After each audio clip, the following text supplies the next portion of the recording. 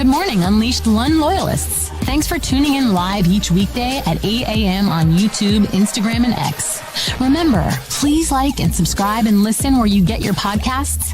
Be on the lookout for Lund loyalists perks by joining the club. And if you really want your comments read during the show, you can use supers and stickers. Now, as close to on time as he gets, here's Johnny.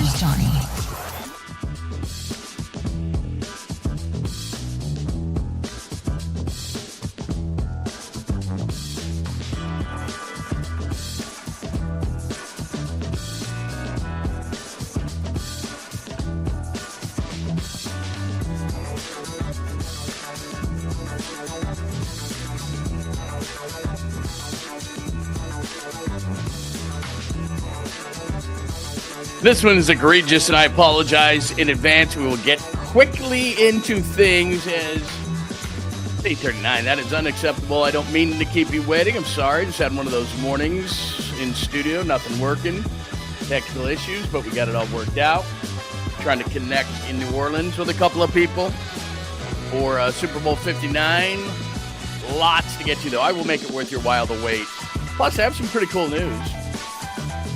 I'm excited about it, and it makes things a lot easier. Krug helped me out with something last night after I did a show, and it's going to benefit you, the sweet, clean viewer, listener, et cetera, et cetera. Let me get my computer out of your hair there. There we go. It is episode 51. Episode 51. We're over 50 episodes, and we have all sorts of great stuff, and all you got to do is go to johnlundunleashed.com for everything. I did put a code down there, as you can see right there, and I don't think it's working. I thought it was going to be all fancy today and said, all you got to do is check out the code there, and then you'll go straight to johnlundunleashed.com, but at least it's not working on my phone, so I'll have to keep working on that. That was something I did today to change things up. Thought all you do is you hit that, and it'll go straight to the website and everything, and you don't even have to think or do anything, but it's not working on mine, so we'll keep working on that. But let's go through the checklist before we welcome everybody, and again, I apologize for being late. Your time is valuable. It's not like, when you go in the doctor's office and it's like, bro, come on, the appointment. Like yesterday I had a doctor's appointment. It's like, bro, the appointment's at 2. It's not at 2:30. I know that you're a doctor. I know that you have a more important life than mine. I know you save lives. I know you make people well. I know how you do those things, but it doesn't mean I have to sit in the waiting room for 45 minutes. I have a life too, bro. So that's what I just did to you. I doctored you, and I apologize so much.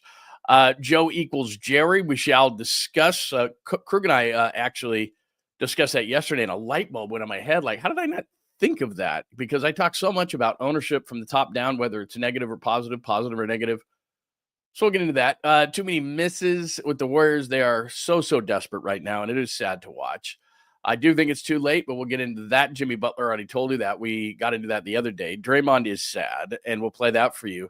I actually think they should be sellers, not buyers, and not all this panic. Just embrace it. As I've said many, many times on the show, as part of a philosophy of the show, in which I have many, sports is like gravity. You throw the ball up in the air, it is eventually going to come down. Now, it took a long time for the Warriors ball or the Patriots ball or the Spurs ball. Maybe the ball for the Dodgers will never come down, unfortunately, because of the way that they do things, but eventually it will. There is gravity. And the gravitational pull of the Warriors being great for so long is there. That's just what's going to happen. It's going to come down. A credit card bill always becomes due unless you don't want to pay it and wreck your credit. But you get my point. And I think the thing about gravity works a lot better than the credit card bill becoming due at some point. I did a long piece yesterday, which I was on with Krug till probably, 11:30 last night. And I had written the Myles Garrett piece at johnlundunleashed.com, but I hadn't done the accompanying video. So then after I went accompanying video and the piece is up, I'm proud of it. It's a nice piece, and I think that it's extensive, and nobody's written anything like it. So it basically just goes through why, who would be the team for Myles Garrett. I think the 49ers are in the mix, but I put them, I think, 4th. And so we'll take a look at that today, too, and why I did what I did and what the categories were in which not only are you looking for Myles Garrett, but again, philosophically on the show, we talk about this all the time. Even though it's not as fun, when you make a move, when you make a trade, when you propose a trade, when you think about a trade, when you do a mock trade, no matter what the sport, that's fine to do it from the perspective of your team, but do it from the perspective of the other team too. Because if that general manager, owner, whatever, will get fired or reprimanded or embarrassed, then that move's not going to be made. So we all sit there and we play armchair GM and we go to NBA trade machine and we do all these things. And then we go, look at how great that is for my team. And then you look at the other team and you go, well, their general manager is getting fired if they make that move. So do it from the other side. And that's what I've done a little bit with Myles Garrett is, look, everybody wants Myles Garrett. Myles Garrett fits everywhere, but not every team fits Myles Garrett and what he's looking for. And so we'll get into that whole conversation as well.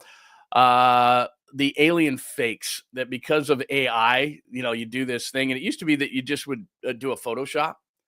And there's what that's what Myles Garrett would look like in a 49ers uniform. But everybody wants to go to AI, and then they want to put like Kyle next to him and Bosa next to him and all this stuff.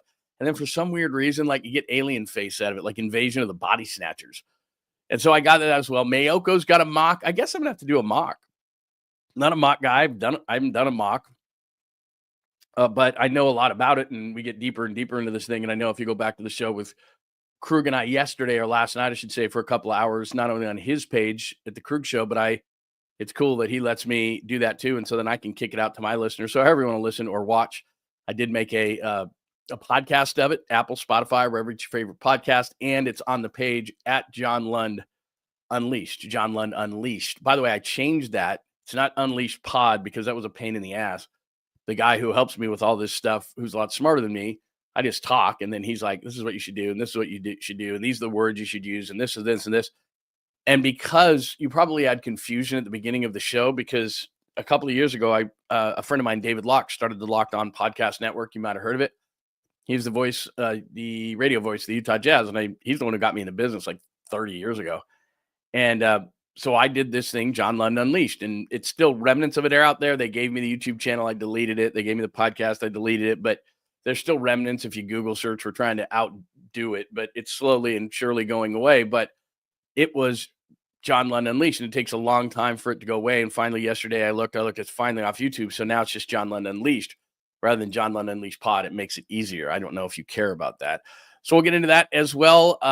Mayoko mock, betting Mahomes, which I did a betting against Mahomes last year.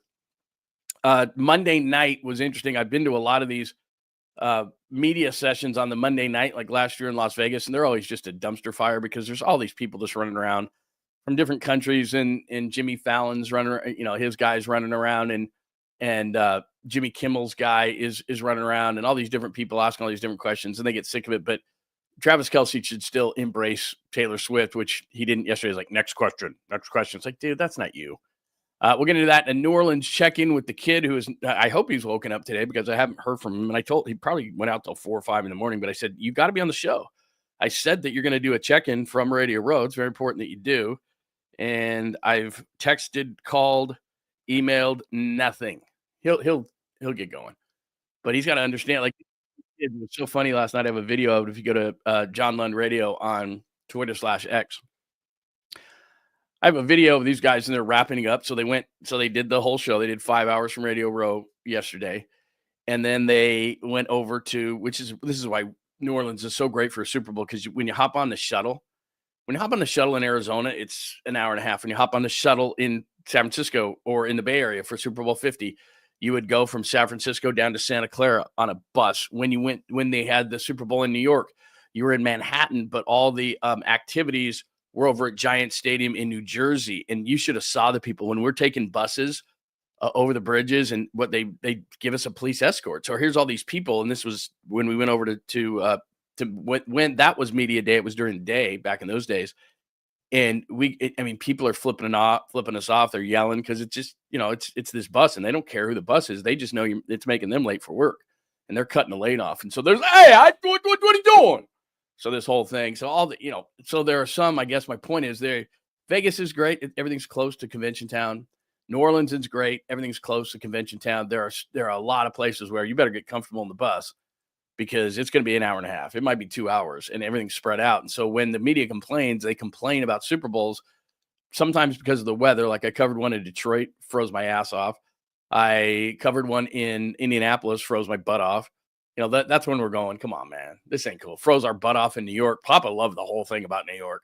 I don't think they'll ever have another one there. It's all spread out. Traffic. I remember getting into cabs in New York City, and the cabbies were cursing and yelling, and because all these streets were closed in Manhattan that they normally use. And it's like, there's so many people and they got all these different Super Bowl things going on, and the cabbies were just pissed. They hated it. So I don't know that that's ever going to come back there. But point is that so they do that. They do 5 hours of radio. It's only Monday. They go to the Monday night thing. I'm sure they go out because it's New Orleans. And then they did a wrap up from Radio Row, and they're like, oh my gosh, this is only day one, and it's so much work. And I'm just sitting there going, you guys are like 21, 22 years old. Are you insane? I texted them, and I go, this is Monday. I go, you sleep when you're on the plane coming home. I'm like, you might get 8 to 10 hours the entire week. Like, that's what you do. You grind. You grind, you play, you grind, you play, you grind, you play. And you're on the plane going, and you sleep for 3 days afterwards. It's just Monday. Like, what is wrong with you? That's the fun part about going to New Orleans, because you or any trip like this is that it's fun and everything, but people think you're just sitting around eating bonbons and hanging out and go to Cafe Du Monde. And it's like, no. You're working like 18, 20 hours a day. You're busting ass. Like Walter's in here. Hello, Walter. Walter's in here. Walter drank like 92 Fireball shots one night. And I'm not even exaggerating, 92. And I think my wife bought him like 50 of them. And the next day, he is there. I mean, he looks almost as bad as I look right now, but he's there. That's the deal. You know this. Anybody who works and grinds, you bust ass, and it's cool. You're at the Super Bowl. You're in Vegas as we were, or New Orleans as I've been, or any of the cities, New York, whatever. You wake up, man. You get that 2 hours of sleep. Boop. When I left New York City, it was 5:30 in the morning on the day that my plane left. We get a slice of pizza. Pop and I at Ray's, which is right across the street from our hotel. I called the front desk for a wake-up call. I had no idea what time it was. My plane left New York City at 6:30 in the morning, and I said, can I get a wake-up call for, I don't even remember, like 5 a.m. or something for my 6:30 flight? And they go, sir, it's already 6:10 a.m. I'm like, oh, my God. Needless to say, I had to catch a 7:30 flight out of JFK that day. What did not work well. I was like, oh, that's a problem. So, that's just what you do. You grind, you play, and then you pour yourself onto a plane and you go home and you go, what the hell just happened to me? And you've been there. This isn't just sports related. And so I'm looking at my 21-year-old going, dude, you're fresh meat. Like, what are you doing? Like, what is wrong with you? It's Monday.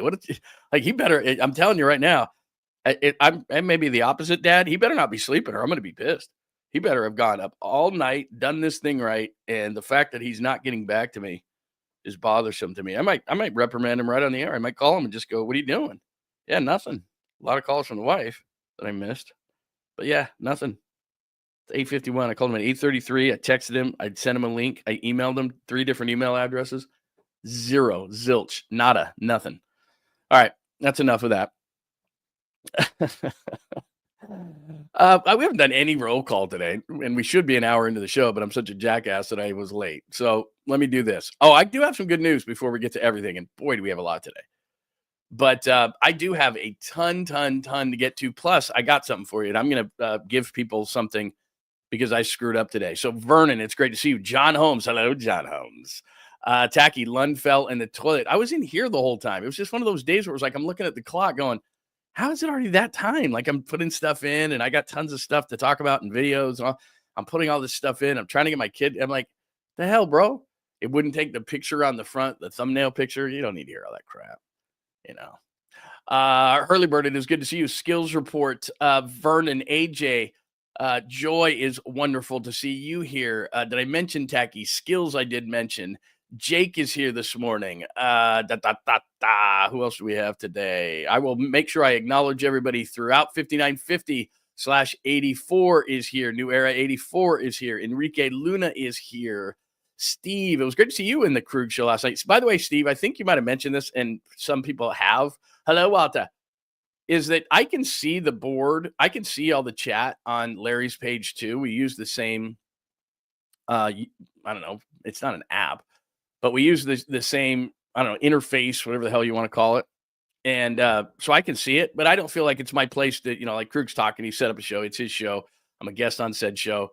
So it's not like, when you're a guest in somebody's house kind of a thing where it's like, you don't want to mess stuff up. You don't want to wipe your dirty hands on the nice hand towels. You want to be a good guest. So it's not like I'm going to cut them off. But I did see you all last night. And I think Steve might ask that question, like, can you see this? And it's like, yeah. We all do our shows just a little bit differently, but yeah, that's it. Absolutely. Hi, Matt. Good to see you. All right. We will acknowledge Scott. Good morning.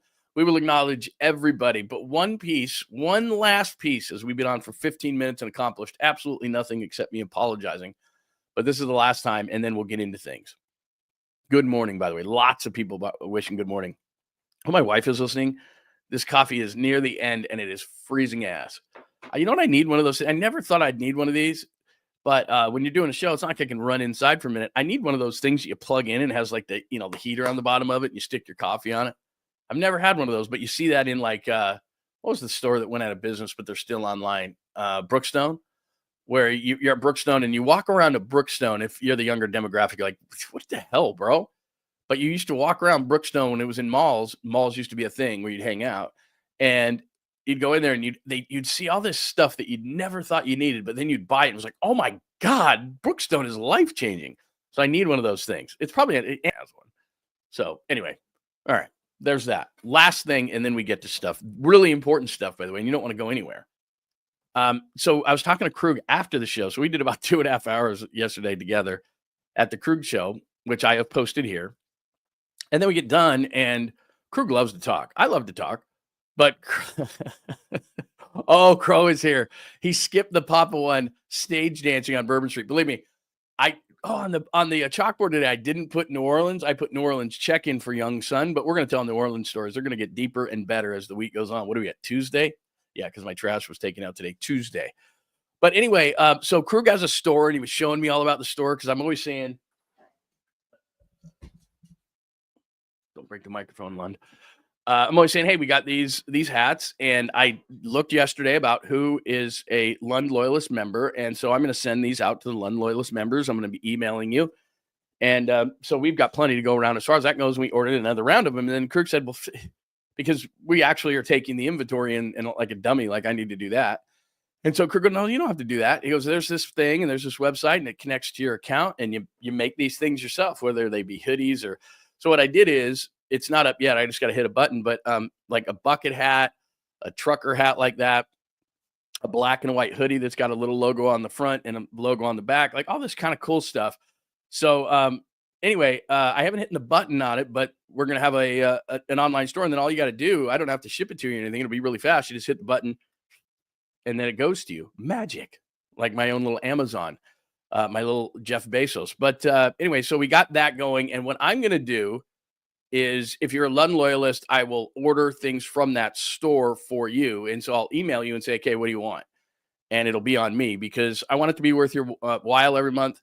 We will do the chats. We will do the exclusive chats. We will do meetups and all those kind of things. But right away, I want to make sure that the $5-6 that I'm pilfering from you becomes something. And that's what we're going to do. All right, let's get to something, shall we? Episode 51. Let's start with Joe versus Jerry. Or Joe equals Jerry, which you can see on the right side of the chalkboard. If you just jumped into the room, that's where we are on this glorious Tuesday. Joe equals Jerry. And I got to give credit where credit is due, because I have this warped mind and it works in all these weird different ways. But this one I actually stole. I got to be honest. Krug brought it up yesterday, and I just went, and I said this right on the air. I go, how could I have not have thought of that? Of course, because we talk, you and I, so much about whether a business is successful or not, and it's based on, and it's not based in sports. This is not a sports philosophy. One of my famous sports philosophies, or the ones you're sick of because every show probably 2 or 3 times ago, this is a sports philosophy of mine. Let me tell you about it. And you go, oh Lord, what else is on? But this is just a business thing. So from the top down, whether you're successful or not. And what Joe Lacob has turned into by making the Warriors his own little family show is what Al Davis was at the end, or what Jerry Jones is now. And Joe Lacob is by no means, this is not a perfect comparison, because Joe Lacob is not losing his mind. Jerry Jones is losing his mind. Al Davis at the end was losing his mind. It was unfortunate, and they were great at one point, but they were losing their mind. Joe Lacob's still sharp, and he's not losing his mind. I'm not suggesting that. But what I am suggesting is that most owners in professional sports, as successful as they are as businessmen, and as egotistical as they are, and all the other things that go along with it, they are smart enough to know this, that I know business. I know whatever my business is. And I said this on Krug show last night, just as an example that first came to my head. I know Spacely Sprockets. Look it up, youngins, from the Jetsons. I know Spacely Sprockets. That's my thing, right? I know everything about it.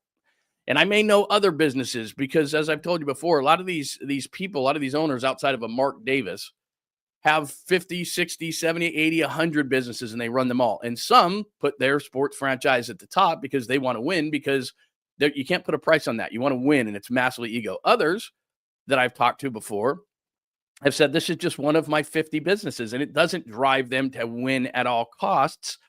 They want to at least break even. They definitely want to make money. Some want to win. Some are like, yeah, I'd like to be competitive and turn the turnstiles. We all think that they all want to win, but they all don't. But one thing I'll give Joe Lacob is he wants to win. But Joe Lacob wants to win his way. Jerry Jones wants to win his way. Al Davis wanted to win his way. But what you have to do now, Al Davis was a football lifer. That's different.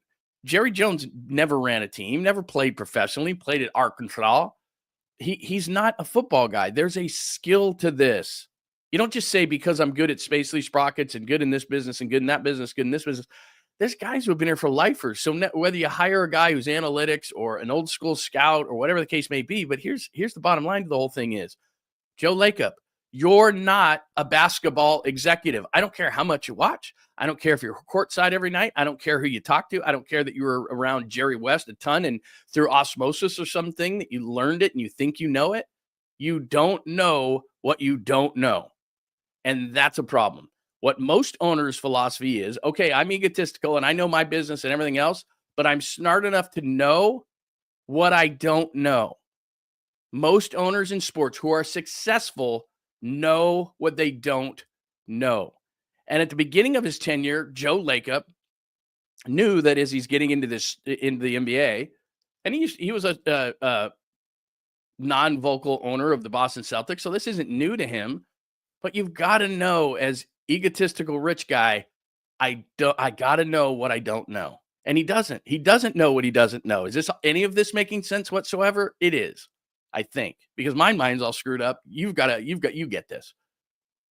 If you don't know what you don't know, your team is in trouble. And right now, Joe Lacob is trying to run everything. And it's kind of like, if the comp with Jerry Jones is he just hires guys around him that know the rules. I'm in charge. Now, he's not necessarily always in charge, because I was there in Dallas and Stephen Jones is actually in charge. His other son, Jerry Jones, it is not and really isn't part of it. And then there's Jerry, who they run out there and say, you can talk to the media, Jerry, and you can do this and you can say, and I'm the GM and all these different things. But the reality is you're not the 100% voice. He's a big majority voice. And if it is something big, like a Luka Doncic trade would be, he would have the final say in those kind of things. But it's not all his show, and he understands that. Remember, years ago, he didn't want Zach Martin, the offensive guard who's going to the Hall of Fame. He wanted Johnny Manziel. And Stephen Jones went, absolutely not. We're not taking Johnny Manziel because he's from Texas A&M and he would sell a bunch of tickets. We're taking Zach Martin, which is like socks and underwear, but we need socks and underwear. You got to have it. And guess what? Zach Martin's going to the Hall of Fame. That was not a Jerry Jones move. Jerry Jones wanted Manziel. Smarter people in the front office wanted Zach Martin, and they won out. So that does happen. But that's not what's happening with Joe Lacob. Joe Lacob, and you know this part, but let's just go through it for a minute. As we go through the chalkboard there on the right, Joe equals Jerry. First of all, as I go down that thing, before we go back, let's put a pin in Joe equals Jerry and why. But first of all, the reason why the Warriors are in a desperate situation right now, and the word was yesterday that they were calling around the league in a desperate fashion. Can we get Durant? No. Matt Ishbia owns the Phoenix Suns. He's a young guy, young billionaire, went to Michigan State, played basketball at Michigan State. He's not trading Kevin Durant. He's not going to go through the drudges in the dreck of rebuilding a team when he just bought the damn thing from a guy, Robert Sarver, who was a terrible owner. He's not going back down that road, and he's not going to tear up the team now. They're adding, not subtracting. LA just did what they did. There's not a magic pill out there, and that's what happens with these egotistical guys who own businesses and are ridiculously successful. There's got to be a way. There's got to be a way. There's got to be a way. There's got to be a way. And most times in business, there is a way. You can find a way. There isn't a throw it up, it must come down. There isn't gravity in business. There isn't, unless technology takes over. Technology takes over and your business can be out of business because we don't need you anymore, Blockbuster. I mean, that's really the only rule. If technology says, no, you're done, or if you don't evolve, or there's ways that businesses can go down. But if you're a really good businessman, if you kick ass like Joe Lacob does, then there's not really gravity in your business. unless it's something that somebody is better than you, but you have all these other businesses. So that doesn't really happen or apply. So here's Joe Lacob, who's had tons and tons of success. And don't get me wrong. Anybody who's really successful has had failure too. So it's not like Joe Lacob doesn't understand failure or doesn't understand how to evolve. And I'm not sitting here ripping Joe Lacob. I'm not. But what he has done is, in large, is the people like Jerry West, and I know Jerry's passed, but stay with me on this. The people who could call him out and the people who could say, hey, I'm a basketball guy. All right, look at all these rings I have on my hand. I know what I'm doing. Just don't trade Klay Thompson. Trust me on this one. All right. So Joe was freaking out and bouncing off the walls and this, that, and the other. And Jerry West said, do you want me to be around or not? You brought me up here to be a consultant. And so Joe respected Jerry West and went, Jerry knows what he's doing. Joe respected Bob Myers. Bob Myers was on the other side of things. He was an agent. He had earned the trust of Joe Lacob, even though Joe Lacob was meddling too much for Bob Myers' taste. And that's why it is the main reason why Bob Myers is on ESPN and working with the Washington Commanders and doing all these different things, but not working for the Golden State Warriors. He got sick of dad being over his shoulder. It's like, look, I've earned this. I have the rings to prove it. But now nobody in his inner circle, other than the people who have gotten the rings with him, which again was Bob Myers and a lot of people behind the scenes and Jerry West, those basketball people who he allowed to do their job got those rings and made great decisions. And you're not going to make every right decision. But now it's Joe Lacob at the top, and you better check with me. And Mike Dunleavy, like the Cowboys, they just hired Brian Schottenheimer as their head coach. Jerry Jones said this at the press conference if you didn't see it. One of the traits that make Brian Schottenheimer good is he knows when to shut up. In other words, he knows the pecking order around here. He knows how things work around here. That's why we hired him. We didn't hire Bill Belichick. Bill Belichick would say, it's my show, Jerry. Get out of the way. Jerry doesn't want that. And the same thing is happening with the Warriors. It's not, let's get all together and figure this whole thing out. It's Joe Lacob saying, I know business. I'm a great businessman. I'll swing for the fences. Remember, we're light years. We're ahead. No, you're not. And the gravity is happening. You throw the ball up, the ball comes down. You won for many years, and you kept that ball up there as long as anybody. You're going down in history. The Spurs, the Patriots, all those great teams that had these runs that were dynastic and long. Dynasties. You were an owner of a team that was a dynasty. But the rule of throwing it up and coming down, it applies. It applies in sports, and it may not apply in your other businesses. So he's really struggling to come to grips with reality. That and the fact that Luka then went to the Lakers, he went, see, I told you. And now he's more dug in than ever. I told you a miracle could happen, and it does in business. And if you believe and you work hard and that your team's going to pull this off. Well, there was one dumb owner, and that's the Mavericks' new owner, and I've talked about this, the Adelson family, who just got the Mavericks in December of 2023, and Mark Cuban would have never done this, and they got fleeced long-term. We've gone over it. You can go back to any of the other shows or the things I've written at johnlundunleashed.com. They got fleeced. They don't understand. They don't understand it locally. Where Texas football is king. They don't understand it on a national level. They don't understand that you don't give generational players like this to the Lakers, although they've done this again and again and again in the history of their franchise. I don't understand people. The Lakers must have had cameras in the Adelson's house in Las Vegas that said, okay, they're drunk enough. Call them now. They're drunk enough. Call them now. I don't know how it went down, but I'm going to stay with Joe Lacob here for a minute, and the Joe equals Jerry. So that's what they've become. Too many yes men around Joe. Too many people telling Joe that we can pull this out. Too many people telling Joe we can do two ways. Kuminga can still be great. And look, the too many misses part, you had the second pick in the draft, Joe, and you took James Wiseman. Should have taken LaMelo Ball. You had the 7th pick because Minnesota is so stupid. By the way, 2nd pick because you won 15 games. You had a golden opportunity to extend this window. And you took James Wiseman instead of LaMelo Ball. A couple of years later, Minnesota's stupid, so you let Durant go, but the direct result of Bob Myers being smart enough, Bob was in the building, and I've talked to him about this, the result of, hey, we've got to get a placeholder for this money, because if we lose Kevin Durant to the Nets for nothing, that money gets sucked up. That's how it works. We're way over the cap, we're way over the number, we're way over the tax, so we don't get that money if we don't get a placeholder amount of money for Kevin Durant. So he goes off to the Nets. He's cool enough to help the Warriors get D'Angelo Russell. D'Angelo Russell is not a fit for the Warriors. We all saw it. We all know it. But Minnesota was obsessed with putting him next to Karl Anthony Towns. They've helped the Warriors so many times. Steph Curry, blah, blah, blah. So Minnesota rides in like a white horse and says, hey, D'Angelo Russell doesn't fit you guys in any way, shape, or form, on or off the court.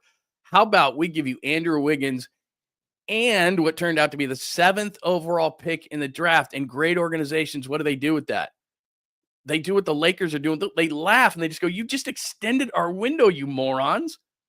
So what did the Warriors do? They got Andrew Wiggins, who in 2022 helped win them a championship, is playing his best basketball this year, has had a lot of issues off the court family-wise, not himself.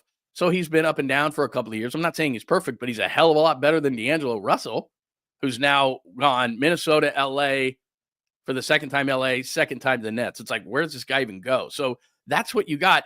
And Minnesota said, tell you what, just because we want you to extend that window so badly, here's the 7th overall pick of the draft. So you got Wiggins and the 7th overall pick for D'Angelo Russell, which was somebody you didn't even want, need, or fit.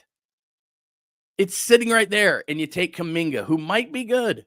He might be an all-star. He's 22 years old. He might be good. But Franz Wagner is good and does fit and is 6'10" and can shoot threes and defend. And he's hurt and Orlando's not having the year, but there's another missed opportunity. Minnesota handed you on a platter Wiggins in the 7th overall pick. And you got Wiggins and he's helped, but Kuminga's Kuminga's not Anthony Davis. You couldn't get Luka Doncic with Kuminga as the lead guy in that. That would never happen. So you don't have that kind of a player. Franz Wagner, what would you be doing with LaMelo Ball and Franz Wagner? You'd be in the middle of it and you'd be laughing and you would be Joey Light years, but you missed. And then you had Moses Moody, who played again great last night. I don't understand it. Moody's going to get traded at some point. He's going to score 20 a game, and you're going to go, God, we had that guy. He's pretty good. Moody's good. But Sengun, the center for Houston, is going to the All-Star game. And he was still on the board. So he went 0 for 3. Not 1 for 3. Well, at least we got Ball. At least we got Wagner. At least we got Sengun. You went 0 for 3. As much as you might like Moses Moody, he's not that. So you had 3 opportunities in the lottery. 2, thanks to a 15-win season. 7, because Minnesota's stupid. And 14, and that was your pick with Moses Moody. And I like Moody, but they don't seem to. I don't know what it is. He has a mature game. He's smart. He makes nice plays. He's underrated defensively, gets his hands in the passing zones, hits threes, plays smart, doesn't get yelled at, doesn't do stupid things. If you could combine him and Kuminga, you'd have something. So that's the opportunities that they had. And they let Kevin Durant walk out the door because why? They couldn't control Draymond Green. That was part of it. Maybe he's leaving anyway, but that sure as hell didn't help. And they traded Jordan Poole because he and Green couldn't coexist. So you couldn't get in a room. And this is on Joe Lacob. This is on the owner, man. This is not on anybody but the owner, who decided to rubber stamp this and say, yep, let's take Chris Paul for Jordan Poole. And then when Chris Paul's deal's up, let's get nothing for Chris Paul so that we found this gem at the end of the first round in Jordan Poole. We even extended him. And I'm not saying Jordan Poole is a perfect player, but he's in his prime. So let's go back to the 2 timeline thing that he's so fond of and just will never let go of. Yeah, Jordan Poole, you had the 2nd pick, the 7th pick, and the 14th pick. It's the basketball god saying, you know what? I love Steph Curry. He's such a good guy. On and off the court, he's exactly what we want him to be. No missteps, no drinking, no problems with women, no DUIs. He's the perfect CEO. He sells lots of shoes. He's fun. He smiles. He gets big ratings. Like, what is there not to love about Steph Curry unless he's twisting the knife in your back? I get it that other people in the league don't like him. But for the Warriors, he is an angel from God. That's what he is. And so, you know what? The basketball god said, let's extend this window, man. This guy changed the game with the 3-point line, with the distance on his shots. People love him. Ratings are massive. What a good dude this guy is. You know, Aisha and the cooking, and he goes up to Tahoe and he can golf, and his dad, and he gets it. And he's just, let's extend that guy's window. I mean, because who wouldn't want Steph Curry around for 15 or 20 years and just at the top of the game? Hey, Warriors, here's Jordan Poole at the end of the first round. Spin on it. Here's the 2nd pick because you only won 15 games and Steph got hurt. Here's the 7th pick because Minnesota, who gave you Steph Curry in the first place, is stupid again. And what the hell? Here's the 14th pick. There's a guy on the board right now. You always need a stretch five, right? You're always talking stretch five. There's a really good one, a really good foreign player right there. Take that guy. They would be at the top of the Western Conference. Now, you don't always make the right move. I understand that. But on top of it, when you say that a guy who I really like and am often forced to act like I don't, I like Brandon Podjemski. But you have to put it in its proper context. I don't like Brandon Podjemski as a franchise builder. He's not Luka. He's not a multi-time all-star. He doesn't have the upside of even Jonathan Kuminga.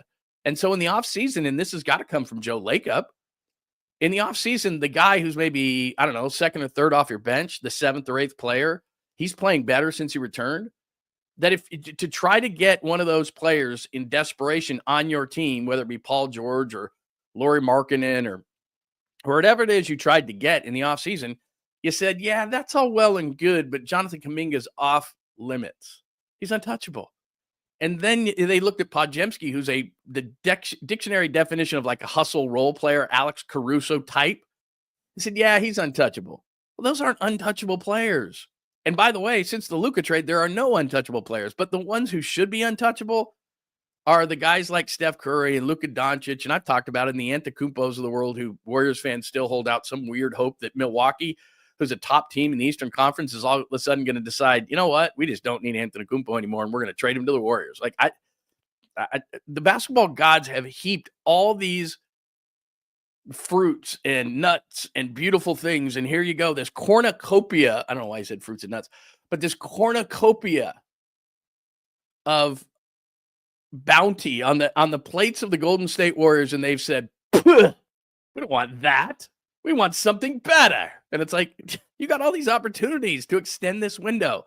And then at the last minute, Joe Lacob is like, oh my God, what are we going to do? And it's like, dude, it's 2 a.m. The lights are on. And guess what? Everyone's gone. You didn't get a chair. The music stopped. It's not happening.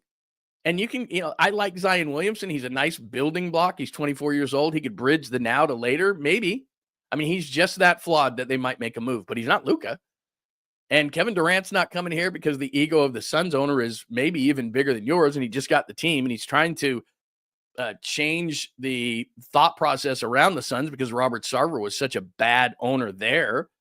So as I go down, and I've spent a lot of time on this, Joe equals Jerry, too many misses. It's too late is where I am now. And then I'm going to play Draymond Green, but let me skip ahead of Draymond, and then I'll play Draymond after that. So I didn't put these in correct order exactly. But I want to go down to sellers because they're not going to sell Steph Curry now. I've said this a million times. It's going to be off season. It's going to take a long time. It's going to be one of those things. But Draymond Green, if you want to trade Draymond Green, and we'll go to a piece that Logan Murdoch wrote for The Ringer, where they almost traded him to Memphis in 2023. And I think you know this, and they ended up not doing it. And I don't know that that was a bad decision. I'm not putting that in that category that I just ranted and raved about bad things that the Warriors did or unfulfilled promises or missed opportunities, however you want to call it. They missed a lot of them. They missed a lot of opportunities to extend this window. And now they're desperate as the lights come on to expose them, and all the cockroaches are scurrying. It's not happening. It's not happening. It's too late, Joe. Joe was sitting there the whole time going, it'll happen. It happens in business. I'm a great businessman. It's not that way in sports. In fact, you know how sports works at the professional level? It's against you. When you win so much, they put you at the end of the first round. When you lose, they put you at the top of the first round. When you win, you have to spend a bunch of money on your players, and it puts you in a bad position, and you got to pay taxes. The NBA is not Robin Hood. The NBA's got their hand out going, tax time, tax time, tax time. And then that forces you to make decisions and do stupid things and all these things. And then so when the NBA gods, so it's against you. Taxes are against you. High prices are against you. Big contracts are against you. Late picks in rounds are against you. All these things are designed for a league that has parity. And I don't like parity. I want dominant teams. It's been proven through the history of time, by the way, that in television ratings and everything, that parity's not good. We want Michael Jordan's Bulls. We want Steph's Warriors. We want LeBron's Lakers. We want go to football. We want, I know you hate this, but the numbers are massive. We want Patrick Mahomes Chiefs. We love dominance. We may say we want parity. We want dominance. And it's really difficult for a long time to be dominant. We know that. We've seen it. It's incredible what Joe Lacob and the Warriors have done. I'm not taking one thing away from Joe Lacob and what they have done. Taking a $450 million franchise from a horrid owner like Chris Cohan was a complete jackass when it came to sports. And what he's turned into a $1.9 billion evaluation on this franchise, a brand new sparkling arena, and it is still sparkling, in San Francisco Chase Center. And you got to give Joe the credit, although it's the house that Curry built. But it's against you to win. They are fighting against you. No picks, penalties on how much you're spending, all these different things. It's hard to stay on top. In business, it's not as much. But in sports, they want mediocrity. They want everybody to play. They want everybody to make the playoffs. They want every few years for it to turn over. They want new players in new places. That's how sports works. And Joe Lacob, somehow, as great of a businessman as he is, forgot that it's against you. They're trying to pull you down. Like I said, like gravity, you throw it up, it comes down. Leagues are trying to pull you down like gravity, even though they should embrace it. They should embrace the great teams because that's where the numbers are. When the Warriors were great ratings. Chiefs are great right now, great ratings, because we look at it and we see to ourselves, this is unique, and we want unique stories. We want stories where a team like, I saw the Chiefs, I saw Mahomes, I saw Curry, I saw the dominance of LeBron. We like that stuff. We really do. Even though in the back of our mind, we go, you know what's better? Parity. Everybody wins. Everybody plays. Every few years, my team can get in there. They don't. Because the teams that are bad are bad. The Clippers for years and the Warriors for years and the Lions for years. And you can give them all the lottery picks. You can give them all the money in free agency. They still screw it up. And somehow the teams that are great organizations do well every year despite all the limitations. So that's why when I look at a team like the 49ers, you can say yay or nay. You know what the day that things turned for the 49ers to the positive was when Jed York stopped tweeting all the time and stopped taking things personally and stopped feeling like he had to get in front of the cameras and say stuff and all that. And he said, you know what? In 2017, I didn't trust the earlier regime. I didn't trust Trent Baalke, certainly at the end. Didn't trust Harbaugh at the end. Jim Tomsula, please. Chip Kelly, no. He didn't trust any of those people, so he felt like he had to interject himself in it. And owners don't have to do that. In fact, when they do, they screw up. So when Joe Lacob was behind the scenes and he trusted Jerry West and he trusted Bob Myers and he trusted the powers that be, not that he wasn't a part of the equation, he was a part of the equation. But then at the end of the day, he trusted people who knew what the hell they were doing because this is hard. Sports is hard. So he trusted people and he said, you know what? Do your job. I'm the owner. I have the money. I have the ego. I get it. I'm a great businessman. So do all the stuff around the business. Get, the arena. You did that. You owned it. You wrote the checks. You signed your name. I'm not minimizing any of that. But when you start looking at yourself after a while, and I'm going back to Joe here and Jerry Jones, and Al Davis really doesn't fit in it because he was a football guy. He just got older and stuck to his ways, and it happens. But when you start getting out of your lane and saying, you know what, I'm a basketball executive now. I've been around this long enough. I can do this. You're not a basketball executive, man. You're not a lifer. You didn't play the game at that level. You don't understand. And this is why they are where they are. And it's why the Cowboys are where they are. Jerry, get out of the way, man. Get out of the way. Let football people do their job. Know what you don't know. And Joe Lacob anymore doesn't know what he doesn't know. He thinks he knows, but he doesn't know. Make sense? So he's doing too much. We talk about Brock Purdy. Brock Purdy had a bad year last year because he tried to do too much. Owners who try to do too much have a problem. And it's not about being outspoken. Like Mark Cuban, when he owned the Mavericks, was outspoken, such to a level where it was like, dude. And I worked for the guy in Dallas, and he's totally different than the guy that used to run on the court and be stupid and all those kind of things. And then he realized, I'm not a basketball executive. And I'm really taking away from the focus on my team by doing all these stupid things. And so what did he do? He hired people he trusted, and he stayed out of the way. Now, he didn't stay out of the spotlight. Those are two totally different things. He didn't stay out of this. He stayed out of the spot. He didn't stay out of the spotlight. But he stayed out of the operations of people who knew what they were doing. And guess what happened with the Mavericks? They started to win, and they won a championship. And then Mark Cuban came to the front and jumped up and down. And, I'm the owner. That's cool, man. You're the owner. All these guys have giant egos. And so when you win a championship, the reason why they put you on the stage is to say, look, good job. You paid the bills. But the biggest thing you did is you stayed out of the way. You stayed out of the way until right now. We'll give you the trophy. We'll give you your accolades. You can have that trophy room and all your rich friends can come over and say how great you are and pat you on the back. What a great guy. Because you stayed out of the way and you hired the right people, because that's what you do in business. You hire the right people around you because you don't know everything. And Joe thinks now, I've won a couple of these championships. I get it. Well, he actually has won more than a couple. I get it. I can do this. No, man. Your role is to sign the checks, be involved. But when it comes down to it, basketball people have to do their basketball jobs and you have to trust them. And that's not how it works. Hey, Mike Dunleavy, I'm in charge. I know that your dad played. I know you were at Duke. I know that you have all this experience. And I know not everybody likes Mike Dunleavy. I know you're a scout for this team. I know you're a basketball lifer, because that's what the Dunleavy family is. He's Mike Dunleavy Jr. His dad played. His dad was a good player. His dad was a really good coach. I knew Mike Dunleavy and covered the Blazers when Mike Dunleavy Sr. was a head coach of the Blazers and lost that big lead against the Lakers. Should have went to the NBA Finals. They lost it in, 2001? That's his dad. He's been a front office executive. So his dad's been a front office executive, a player, a coach. He played at Duke, has been a player and an executive and a scout. And yet Joe Lacob will tell him, a basketball lifer from a basketball lifer family, I got this. Because I told you this yesterday. The decisions aren't being made by Mike Dunleavy. When I see interviews from Steph Curry or Draymond Green or anybody, and for any team, but at this level, to say, like the Luka trade came from Nico Harrison of the Mavericks, it did not. It came from the ownership group of the Adelsons, and they made the dumb decision because nobody in their right mind with a basketball background would have that small of a scope to trade him. They just wouldn't do it. And they sure as hell wouldn't do it to the Lakers. So I don't buy anything. But what a part of a GM's job is taking the bullet. You take the bullet. That's why Roger Goodell gets paid so much money. Roger Goodell's a smart guy. Roger Goodell has done TV contracts and is a really smart businessman. But the biggest thing that he does, and remember, the owners are his bosses. They don't want negative stuff happen to them because it's their team, it's their other businesses, all that kind of stuff. They don't want backlash. It's on Goodell. Ding. It's another one. He's got a bulletproof vest on, but it's boom, boom, boom, boom, boom. It's all on Goodell. That's what he does. That's the biggest thing he does for the owners. He's grown the pie, and that's massive. But the biggest thing he does is take the bullet.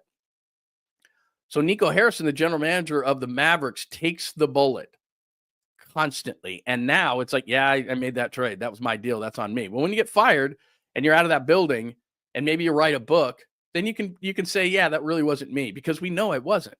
And so any move that is made is going to be, that's on Mike Dunleavy. And the way Joe Lacob does it is, if it's successful, I did it. If it's not, Mike Dunleavy did it. And that's why hey, Mike, that's how you're getting paid. And it's like I said, it's one of the reasons Bob Myers is no longer here. Do you think Bob Myers would rather sit next to Screamin' A, who doesn't know anything, really, honestly? He's a personality, and I give Screamin' A ton of credit. I'm not disparaging him. He figured out a niche, and he crushed it.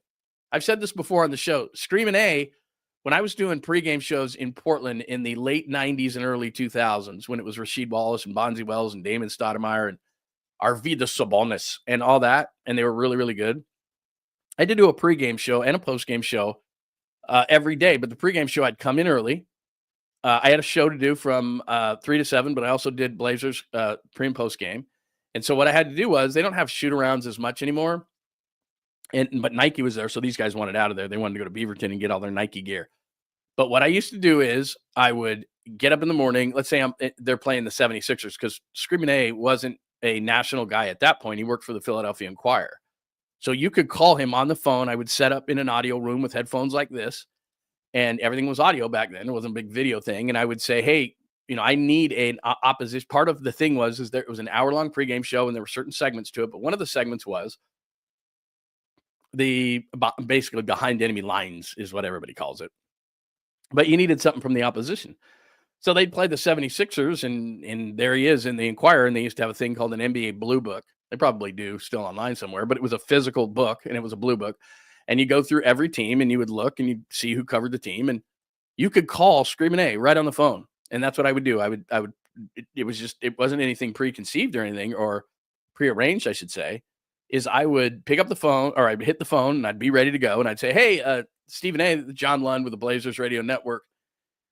Is it possible to get 5 or 6 minutes for you to preview 76ers and Blazers? And he'd be like, No problem. Like he wasn't like, no problem. He was like, yeah, no problem. It's cool. And so we do 5 or 6 minutes and that was it. Like he was cool. That was a long time ago, but that's what he did. So I've got no ill will towards him. It's just that my point overall in taking kind of that detour was Bob Myers sits next to or across from, I should say, because it's Screaming A, it's Bob, it's Malika, and then was it Michael Wilbon, I think it is. So he has chosen, and they probably pay him really, really well. He has chosen basically to bite through his lip every single time they're in studio because Screaming A is yelling about this, that, or the other, and Bob actually knows how it works. And so Bob has chosen to work with Screaming A rather than Joe Lacob. What does that tell you? You think he wants to do that? He's just probably waiting for his next opportunity. Now he's getting it in Washington. I don't know how involved he is with Josh Harris's crew that just that just purchased them, but I know he's part of the culture change. I don't know exactly what his job is. And I'm sure he's on the speaking tour. And I think, there's all sorts of things. He has kids. He's a dad. He loves the Bay Area. So I'm sure he's still here. But my point is that as I think to myself, as I close my eyes and think, would I rather work with Stephen A screaming at me the whole time and doesn't know anything? And Bob Myers has been an agent and a front office guy and understands and has won championships. He understands exactly how the league works behind the scenes, in front of the scenes, what it takes to do all these things. And then you have someone screaming and yelling who's covered the league for a long time, but their primary job is clicks.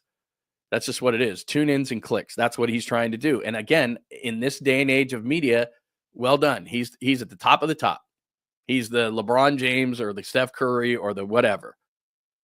That's what he is. He's the Lamar Jackson, the Patrick Mahomes of that type of media, whether you like it or not. I will acknowledge that fact that he's very good at what he does. But I'd rather run the Warriors than I would work with him.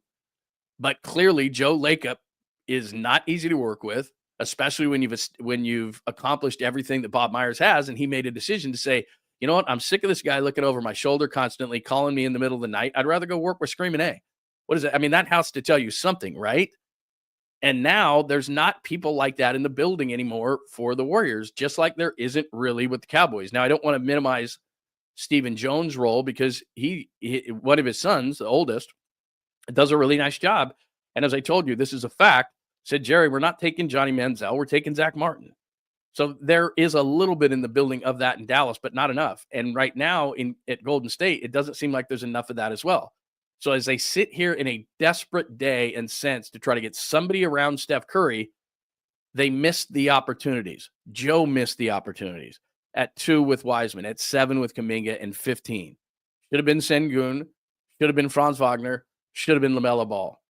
Shouldn't have let Durant walk out the building. Shouldn't have sided with Draymond Green twice in Durant and with Poole. Now, I'm not saying that they should have traded Draymond instead of Poole. What I'm saying is I'm Joe Lacob, owner of team. I walk into a room with those two guys, and I shut the door, and I say, we ain't leaving, boys, until this is squashed, because I'm not trading Jordan Poole. I'm not getting a guy with the 28th overall pick, finding a diamond in the rough and saying to hell with it and taking on Chris Paul, who everybody hates and we had to be nice to for a year. And, oh, by the way, he's leaving town and we're getting nothing. So I just gave Jordan Poole away. Good teams don't do that. Teams who extend dynasties don't do that. Teams who are desperate at the deadline do that. And that's where the Warriors are. They're desperate. And sorry, the lights just came on. And I said this yesterday, and I'll close with this, and then we can hear from Draymond, and we can get out the lines, and we can smile and have some fun here. Jimmy Butler told you. Jimmy Butler is the most toxic, untouchable player in all of the league, and he just wants to go to Phoenix. I get it. That's where he wants to go. Apparently, according to Wendy and Shams and all these different people reporting this, that there's teams that, for some reason, want to be in the Jimmy Butler business despite all of the things that he's done to Pat Riley, Miami, and a great organization in a good town that can win. He's absolutely torched that bridge, torched it. But he's so bent on saying, I'm only going to play with Kevin Durant in Phoenix, which if I'm Miami, you can rot on the bench then.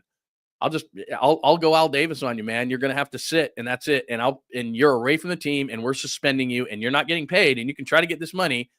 And then Pat Riley, being as strong as he is going to tell the organization, the phrase is, we only talk about the players who are here. So it's not going to be a big distraction. And, oh, by the way, the Heat are the Warriors of the East. They're dead 500. They ain't going anywhere. So what does it matter?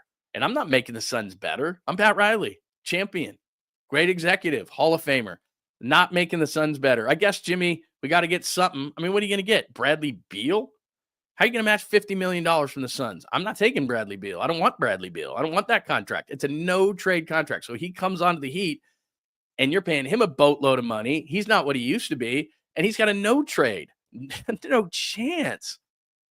So, Jimmy, we're going out Davis. You're going away. We're not talking about you to the media. We're going to release a statement that your contract ends this year. We're out of the Jimmy Butler business. And not only are we out of the Jimmy Butler business, we're not making it so that you can go win a title and go get a contract extension somewhere else. But let's, again, make this relevant to the Warriors, which is the most toxic player in all of the league told you no. You tell Jimmy Butler no. He doesn't tell you no. Jimmy Butler told you it's over. We got into this a little bit yesterday. Jimmy Butler told you it's done.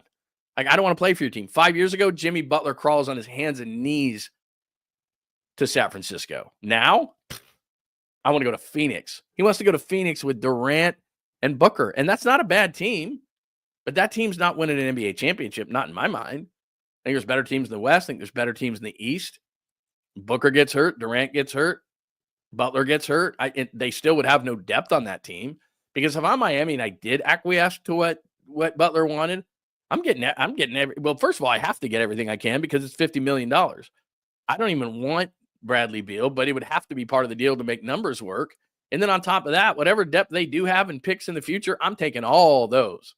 So it's you three are going to have to play like 40 a night with a bunch of other garbage around you. Good luck with Grayson Allen. Like, that's not, no way.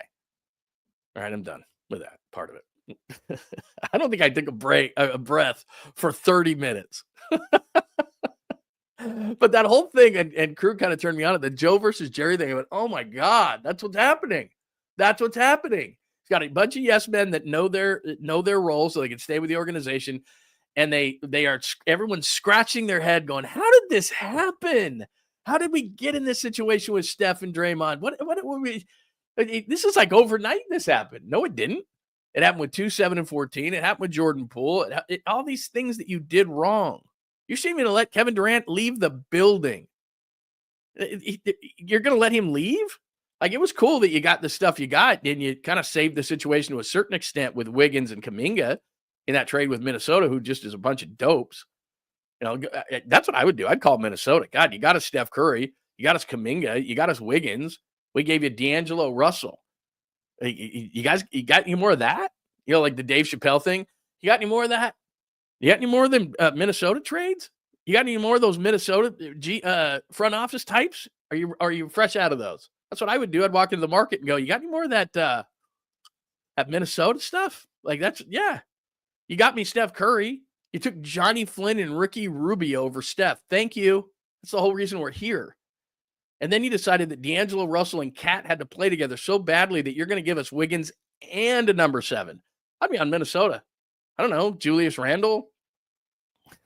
I'm only half kidding. Love the Lord. All right. Papa breathing, and then Papa taught Lund. Yeah, I haven't breathed for half an hour. I'm done. All right.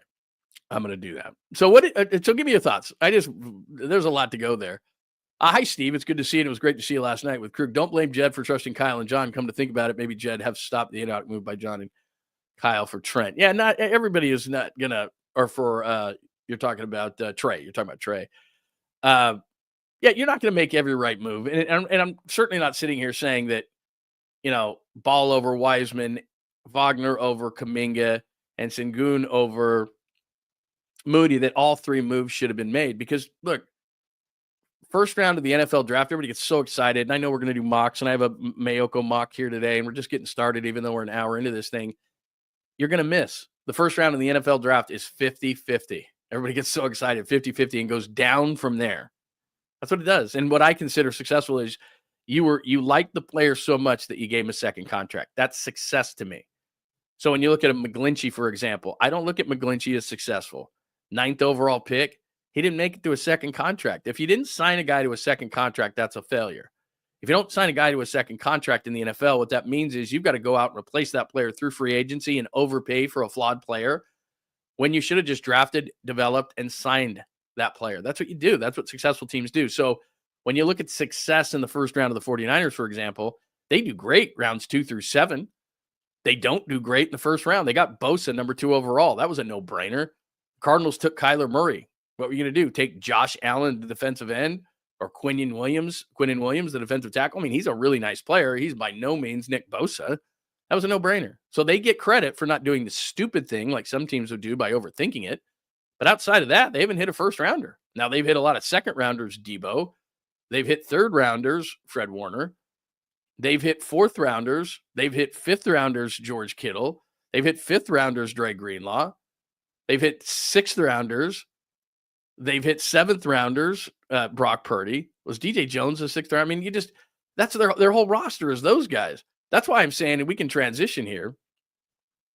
Before I transition, I want to read some of the stuff that you're writing, because I could easily transition right now to a piece that I wrote, and it's at johnlundunleashed.com. Plus, it's got an accompanying video that I was up late night putting together, and I'd love for you to watch it. We are at some point going to pop that up on the screen so I can kind of explain it a little bit. But if you want to go take a peek at it after the show, of course, if you want to peek at it, just go to johnlundunleashed.com. It's the latest blog post, and there's a video to accompany it. But we could easily transition this conversation to, why would you want to keep pick number 11? Like, we're all excited and everybody's got mock drafts out and everything.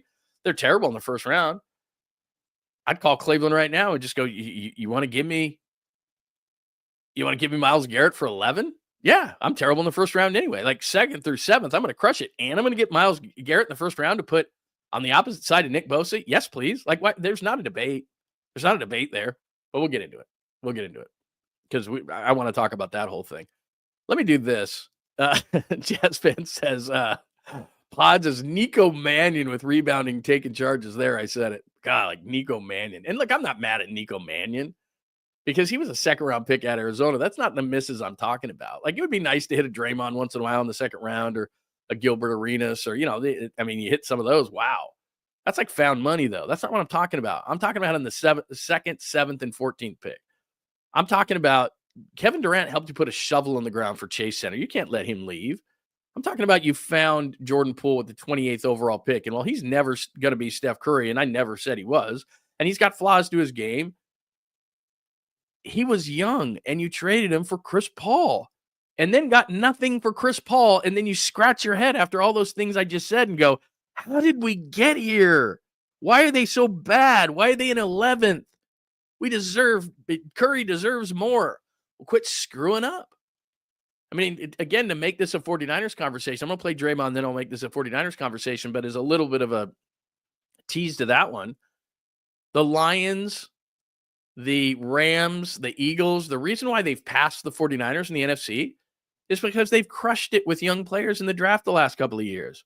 And what did the 49ers do? They traded Trey Lance away, didn't have a first-round pick in 22 and 23. Only Brock Purdy saved the 22 draft from utter disaster. 23 is, or that's 2022. And then the other draft was at 23 without a first-round pick.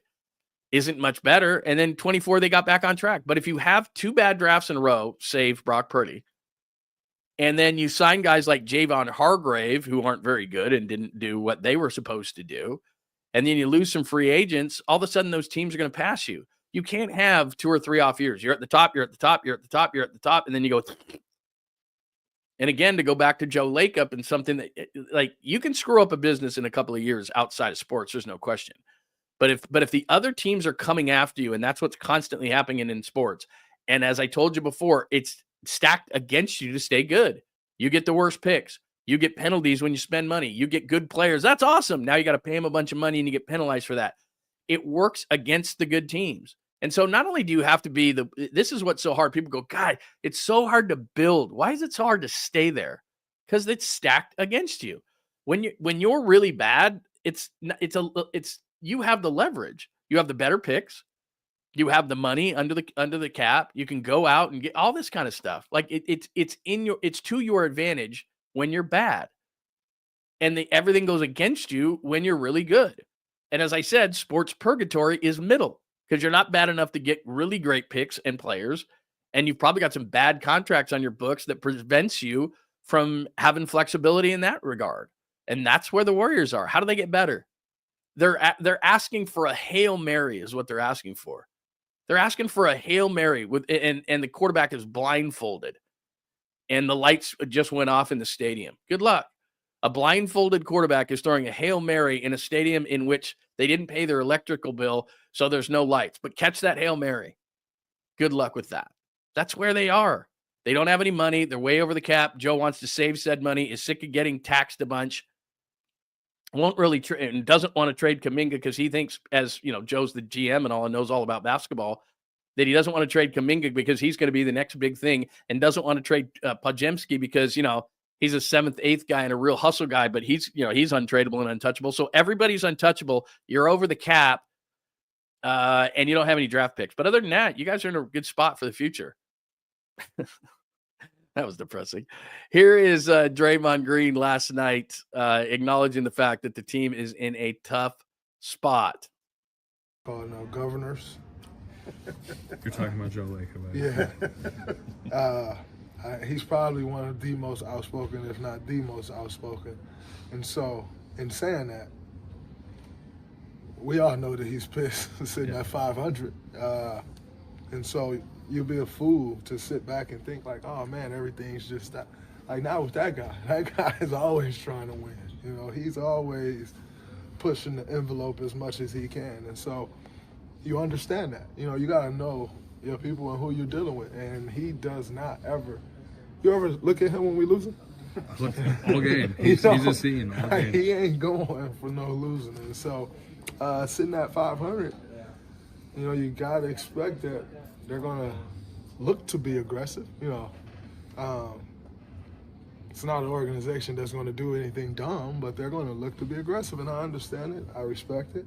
So, yes, when you're sitting at 500 and you have the expectations as an organization that we have, it's definitely going to be a little more intense. And then you add into the fold of, like, Luka Doncic just got traded, so everyone think everything's possible at this point, right? If you saw that and you didn't call on every superstar, you're crazy.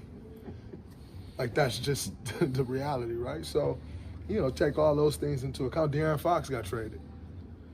You take all those things into account. You bet your bottom dollar is tense, but it should be the same.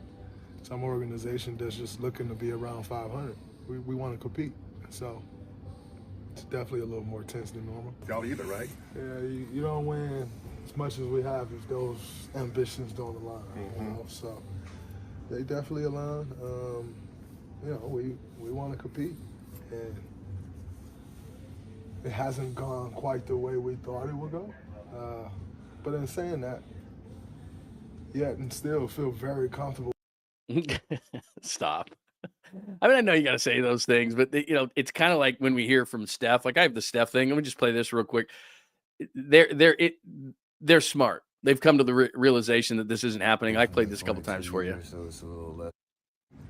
Do you expect it to be even tenser than normal for a trade deadline week over the next week, considering this moment for you guys and where you sit right now in the standings? Only real difference is you're another year away from the 22 years, so it's a little less of a. So I don't need to play that whole thing for you, but you understand. I mean, both of them are relegated to the fact that, well, Joe's pissed off. There's nothing Joe can do. And, well, Joe gets all the accolades for the success because that's the way he wants it in a world like his that's a lot like Jerry Jones, the more you look at it, is that he also gets when it's over. And look, there's no shame in that, too. That's the other thing, is they're looking for this Hail Mary in the dark with the blindfold on, and the natural progression of sports is what they're going through. Guys get older. You had opportunities, as I've said again and again and again, you had opportunities to extend this thing, and you did a really good job in extending it to the point that you did. But it's over. There isn't a Luka Doncic. There isn't a Hail Mary. There isn't a miracle.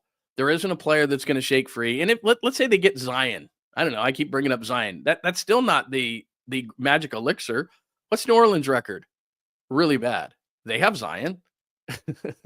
They're not good. You know, so that's why the other day, like when the Kings got Zach LaVine, I like Zach LaVine, but hell, a year ago, he had the most untradeable contract in the league. And then they were showing DeRozan and LaVine next to each other in Bulls gear. And if I was a Kings fan, I'd be like, don't show me that. They weren't good. They were terrible. What are you doing? What? All right. So that episode 41, we just went on a long discussion over an hour of Joe equals Jerry, too many misses, it's too late, Draymond, they actually should be sellers. And I'm not talking about Curry. As I keep saying, that's going to be in the offseason, unless, and I think you hate this idea, I do believe, and I said this on Krug Show last night, and I don't have it on the chalkboard, so I apologize. But LeBron James, if he wants to continue playing beyond this year, is not going to be with the Lakers. They're going to make a commitment to Luka, although I saw a piece today. Luka doesn't have to sign an extension with the Lakers. Luka's signing an extension with the Lakers. It would be funny if he didn't and went back to Dallas or something, and they had Anthony Davis and Luka, and this was all a contrived thing for the Mavericks to screw the Lakers long term. That they get Anthony Davis, and then you don't sign the extension, then you go back to the Mavericks. Wow, they couldn't afford that, but it's not that. And he's going to sign an extension, so that's the way that thing's all going to go down. But let me go to the chat, because the Garrett piece I want to talk about, the 49ers are in it, the alien fakes, the Mayoko mock, the betting Mahomes, why not embrace Taylor, last night Kelce on the Monday night opening night thing. So I got a bunch of stuff. Plus, I just, when that Draymond thing was playing, I texted my son and said, "What the hell, bro?" And just nothing. I would be nice if I knew that he was alive, which I think he is. I did text him a picture of Cafe Du Monde, and I said, "Dude, this is where breakfast is. Go there now." But I've heard absolutely nothing, and it is, what is it back there? Almost 1 o'clock. So he's actually going to be going on the air. I told him, I said between 8 a.m. and 10 a.m. Pacific, although I didn't get here till 8:30. Sorry. And it doesn't look like it's going to happen. Somebody, by the way, on the text said, any luck with Lowe? He'll be on this week. Today's Tuesday. Lowe will be on this week. And you cannot miss that show. And I'm not just saying this for shameless promotion. You cannot miss that show, because I told the story with Alyssa Mulatto and the hangover, and he had laryngitis in New Orleans on the Saturday morning because we had a cheap-ass boss. It was like, not only are you going to work Monday through Friday, you're going to work on Saturday morning. And then, of course, Super Bowl Sunday, and then we did a show, Papa and I, on Monday. But nobody does a show on Saturday in New Orleans because you're trying to make us, you're trying to squeeze every dime out of us. Because what happens during the Super Bowl week is this. Before this year, and I'm struggling with this because I love being at the Super Bowl. I've covered about 15 Super Bowls in a row, in person on Radio Row. Of those 15, I've gone to 4 Super Bowls, 4. The ones that the 49ers have been in, so Super Bowl 47, Super Bowl 54, Super Bowl 59, I've covered those. And then when I was with ESPN, I covered, it was raining in Miami. So what was that? Was that Colts Saints? I think it was Colts Saints. So it was Colts Saints. So I've covered 4 at the game, 15 on Radio Row, and I think it's 15 in a row, or it's 15 to 16 or 15 to 17, whatever the case may be. So that I am going to suspend George. Thank you, Jazz fan. I am going to suspend him. It's a problem. I just sent him money for his rent, his spending money, his hotel in Vegas, all that kind of stuff. You don't think that would buy me like 5 minutes? Like, how's it going in Vegas? Or excuse me, how's it going in New Orleans? It didn't buy me 5 minutes. But back to Lowe for just a second. Let me double check this. Back to Lowe. So I tell the story a certain way because we got to be in on Saturday. Oh, I know what I was saying. So Friday night is blowout. And even if it was in like Indianapolis, it was still blowout. Or even if it was, I don't know, Phoenix or, anywhere, any of these cities, Minnesota, Detroit, any of these cities that have had Super Bowls, it doesn't matter. Now, some are better than others, like New Orleans and Vegas are the best. Even San Diego, when they had Super Bowls there, it was just awesome. They should still have them there, even without a team there, even though the stadium's not great, but everything else is. The Superdome is not great, by the way. Superdome is not a great place for a football game. The turf is soft. It's got some funky smell. The lights went out. That was the anniversary of the lights going out in that game after Jacoby Jones. I thought the game was over. Jacoby Jones took that second half kickoff and to make it 28-6, and we kind of looked at each other like, how the hell did that just happen? And then the Niners stormed back and all that kind of stuff after the lights went out, all that kind of stuff. But Friday night is the blowout night, because if you're just doing Radio Row, essentially what you do is you get there on like a Sunday night or a Monday, depending. Monday's slow, Tuesday's slow, Wednesday's busy, Thursday's crazy, Friday's a madhouse. That's how it works on Radio Row in terms of how many people are there. And then what you do is, because you've been working your butt off all week long, even though it's the Super Bowl, you have been working your butt off, burning both ends, going out, getting up early, doing a bunch of extra stuff, all that. It's fun, but it's a lot of work. And then, so on Friday night, everybody blows out. And then on Saturday, those who are not covering the game leave. So Friday night is bonkers. I mean, bananas. And so in New Orleans, I was staying. So Chris Townsend and I were in adjacent rooms. Chris does a lot of great work with the A's, was back there, was at 95.7 with us. And Chris and I were in adjacent rooms, and I just remember we were out all night with everybody, and I don't know. I walked into my hotel room at probably 5:30 or 6:00 in the morning, knowing that I had to do a show at, was it 10 a.m. New Orleans time? It might have been noon. I got to ask Lo Neal about it, but I think maybe it was noon. And so I'm like, okay, I have some time to rest here, and I probably forgot my alarm or something. And then Chris Townsend was leaving. He's like, I'm getting my plane. See you. And I don't hardly remember him leaving because I woke up in the morning and I was knocking. And I'm like, where are you at? And I realized it was like 11 o'clock. I had to be on the air in an hour. And all the people from Friday night had blown out. It's just, like I said, it's a madhouse. And then what essentially happens is you get your head on for the game Sunday and all the work that you got to do. So Saturday during the day, you kind of dry out and you do your work and you get ready and you dot I's and cross T's. And then maybe you go out Saturday night for like a dinner. I did not want to be hungover for the football game. No way. So like even in Miami's great. You do the Super Bowl in Miami, great time. On Saturday night, we just had a mellow dinner. Saturday night in New Orleans. And that was so obnoxious. All these Ravens fans, dun, dun, dun, dun, dun, dun. It was like, oh my God. Miami was the same way, all Chiefs fans. That's why last year in Vegas was really cool. It was Niners fans. It was Niners fans 3-1 over the Chiefs last year in Vegas for obvious reasons, because a lot of people just went there. I had friends who went there and bought packages just to watch the Super Bowl in Vegas casinos and have all the food they could eat and all that kind of stuff. So it was definitely a Niners crowd. But what my point is, and then I'll move on, we'll actually get to some stuff about Myles Garrett. What was cool is that, Saturday morning I wake up and I'm like, okay, at least I have Lo. Like I'm hungover, at least I have Lo. And then he shows up with laryngitis and the whole rest is history. So he's going to come on this week. We're just dotting I's and crossing T's on that one. All right. People are talking about breakfast this morning. Joy's talking about Bisquick. Let's see. The shout out Bisquick. There you go. Are you going Bisquick? There you go. Powdered sugar and butter. You got it. By the way, if you're making pancakes, especially like a Bisquick or something, you got to put some powdered sugar, some sugar in it. And what's a really underrated item is the cinnamon and sugar combo. Did you ever make cinnamon and sugar toast as a kid? So unhealthy. But when I was growing up, you'd melt butter on toast, and then you'd take some sugar and some cinnamon, you'd mix it. They have a thing that just does it for you, and it's outstanding. And if you put that in your pancake or waffle mix, outstanding. Anyway, people are on. I don't know how you got onto the breakfast tangent. I was so late today because this is the other thing. I was late today and I didn't even have anything.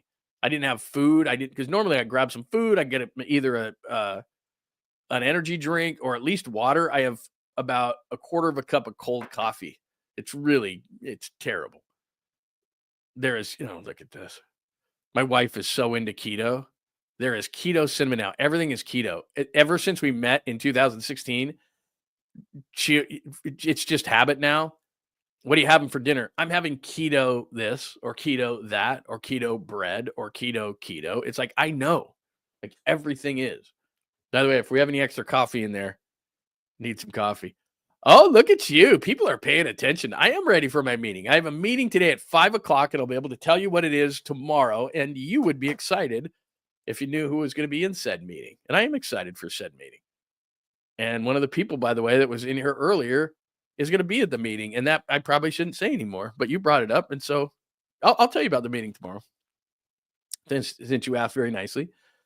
Let's see. My wife's talking about snoring. She does snore. And she did say she'd stop saying the K word, but if we had a swear jar and it was the keto swear jar and just on keto, I'd have $1 million since we met each other. Maybe $2 million. Maybe more. Honestly, I'm not even lying. All right. What else do I have in the old media file here? Since Young Son is clearly, let me see something here. Because we have a green room in the back. And so I'm just popping on to make sure that he's not in it, but he isn't. Hope he's alive. Hey, young attractive wife, will you text Young Son in New Orleans and make sure he's alive? So that, I think he is, but just remind him that he was not only supposed to go on my show today at some point. He said that he would do Krug's show and a bunch of stuff, and he's not doing any of it. I don't know what's going on with that guy. Anyway, to recap things, an hour 20 into the show today, that's how we started, is Joe, now Jerry. And those codes you're supposed to be able to work and click and everything like that, but it's not working. That's what we discussed for over the first hour. Joe equals Jerry. Too many misses for the Warriors. It's too late. Draymond Green, we heard from. Sellers is what they should be, except for Curry. They can do that in the offseason, or LeBron's coming to town. Let's get to the Garrett piece. My God, I've been teasing this thing forever. The Garrett piece. I have to share my computer with you to do that. And that can be dangerous depending on what I have up on my tabs. Boom. There it is. Let's talk about it. All right, so I did this last night. I did Krug Show for a couple of hours, about 11:30 last night. I had written most of the piece. I just wanted to kind of refine it a little bit. And then I did a video.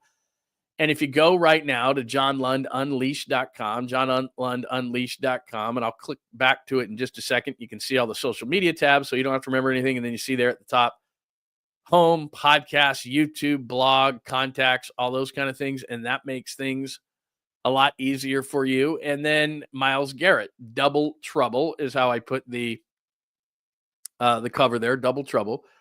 There's the subscribe thing, but here's what I think is most relevant. So when it comes to Myles Garrett, the soon-to-be Hall of Famer, he's only 30 years old, and I think what happened to him is he woke up at the age of 30 and went, damn, I have every individual accolade you can get short of the Hall of Fame. I have over 100 sacks. I'm a monster at 6'4", 272 pounds. I play in Cleveland, 60 miles from Canton, where I will be immortalized at one point. But here's what I looked up some of the things on this and why Myles Garrett would want to trade. And we only stick the burden of a record around the necks of quarterbacks for some reason. But I think this is relevant in why he wants to trade. So Myles Garrett, the first pick of the 2017 NFL draft, and has lived up to it, is 53-78-1 since he joined the league. 53-78-1. And that's not an indictment on him. It would be on a quarterback, but it's not on him because what it shows is that the Browns are putrid around him. That's just over 6 wins a season, and he's only appeared in 3 playoff games in 20 and 23. So that's it. So he asked for a release, as you can see on your screen there. As a kid dreaming of the NFL, I focused on blah, blah, blah, blah, blah. Let's go to the second paragraph. While I've loved calling this city my home, my desire to win and compete on the biggest stages won't allow me to be complacent. The goal is never to go from Cleveland to Canton. It has always been to compete and win a Super Bowl. With that in mind, I have requested to be traded from the Cleveland Browns. So he just told you did Myles Garrett, who would look damn good opposite Nick Bosa and solve a lot of problems that the defense and Robert Saleh has, that he wants to win. That's number one on the list. But you and I know better, that it's always about money. So let me move to these paragraphs, or to these ways that we're going to make this really easy to decipher who are the teams that are in it and not in it. And if the 49ers are, by just eliminating some teams, rather than just saying to you, which the layman person would do to you in the media, these are the teams. These are the 5 teams. Well, let's dig a little deeper, shall we? That's what we do around here. So it says, to me, these are the challenges that must be met in acquiring the Browns' winning starved star. Like that? Winning starved star? Championship contenders. As I write here, he just said it. Can your team win now?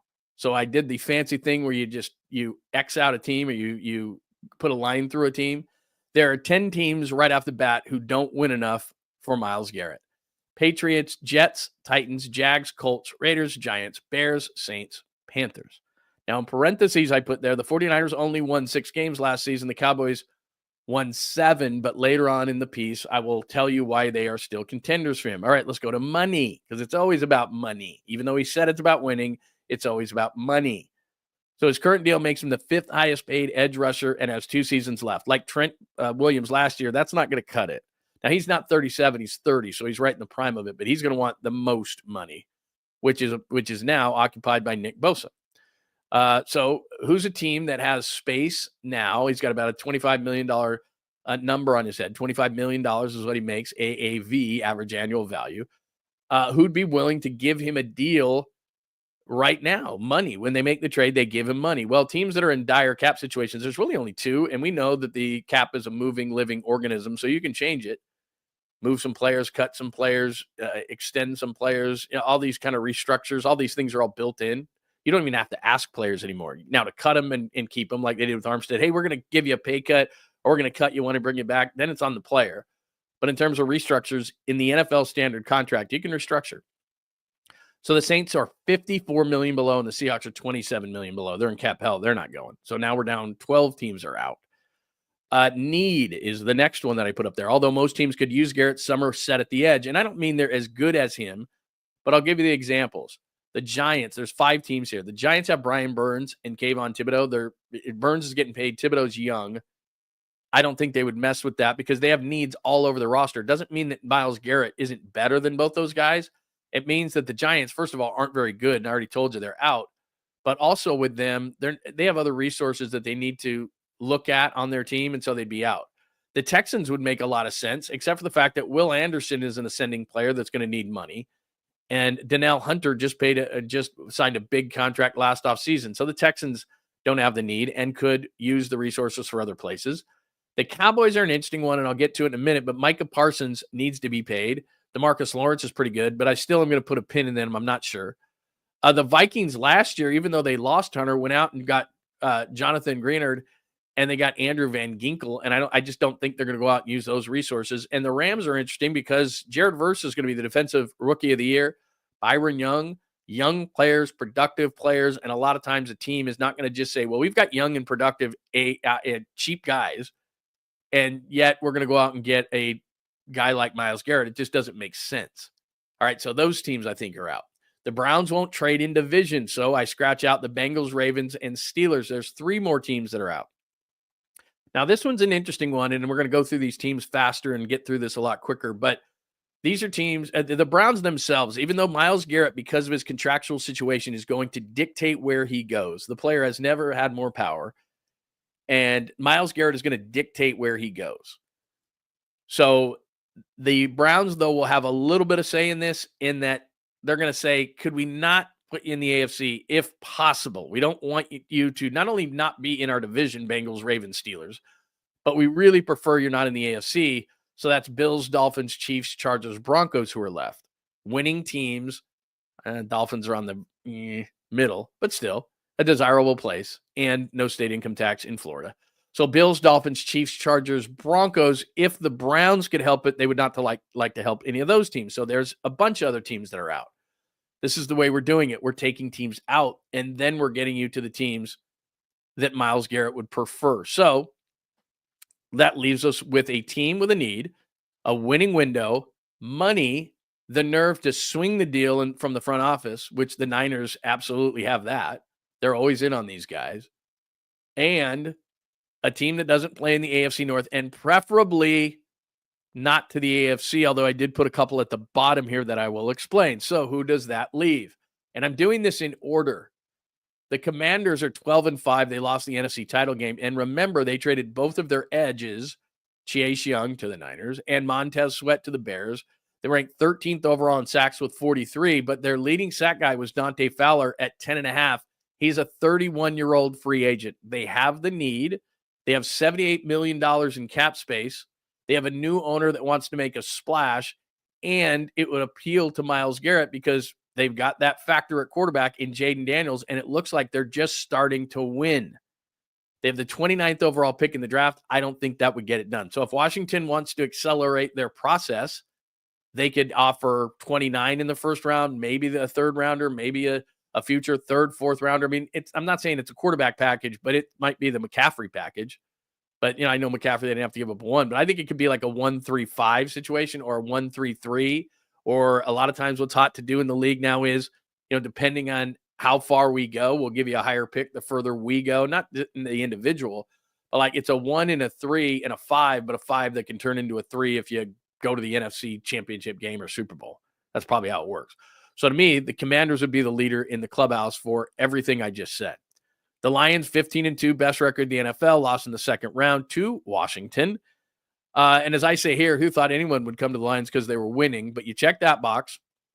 They need someone opposite Aiden Hutchinson, who's coming off an injury, just like the Niners do with Nick Bosa. I won't bore you, but they have the 10th most cap space at over $46 million. So they have the cash. And as I say at the bottom here, they also have a desperate, and I've been there so I know, they have a desperate need to end a title drought. They've never been to a Super Bowl, and their last championship was 1957. So believe me, they're motivated and aggressive.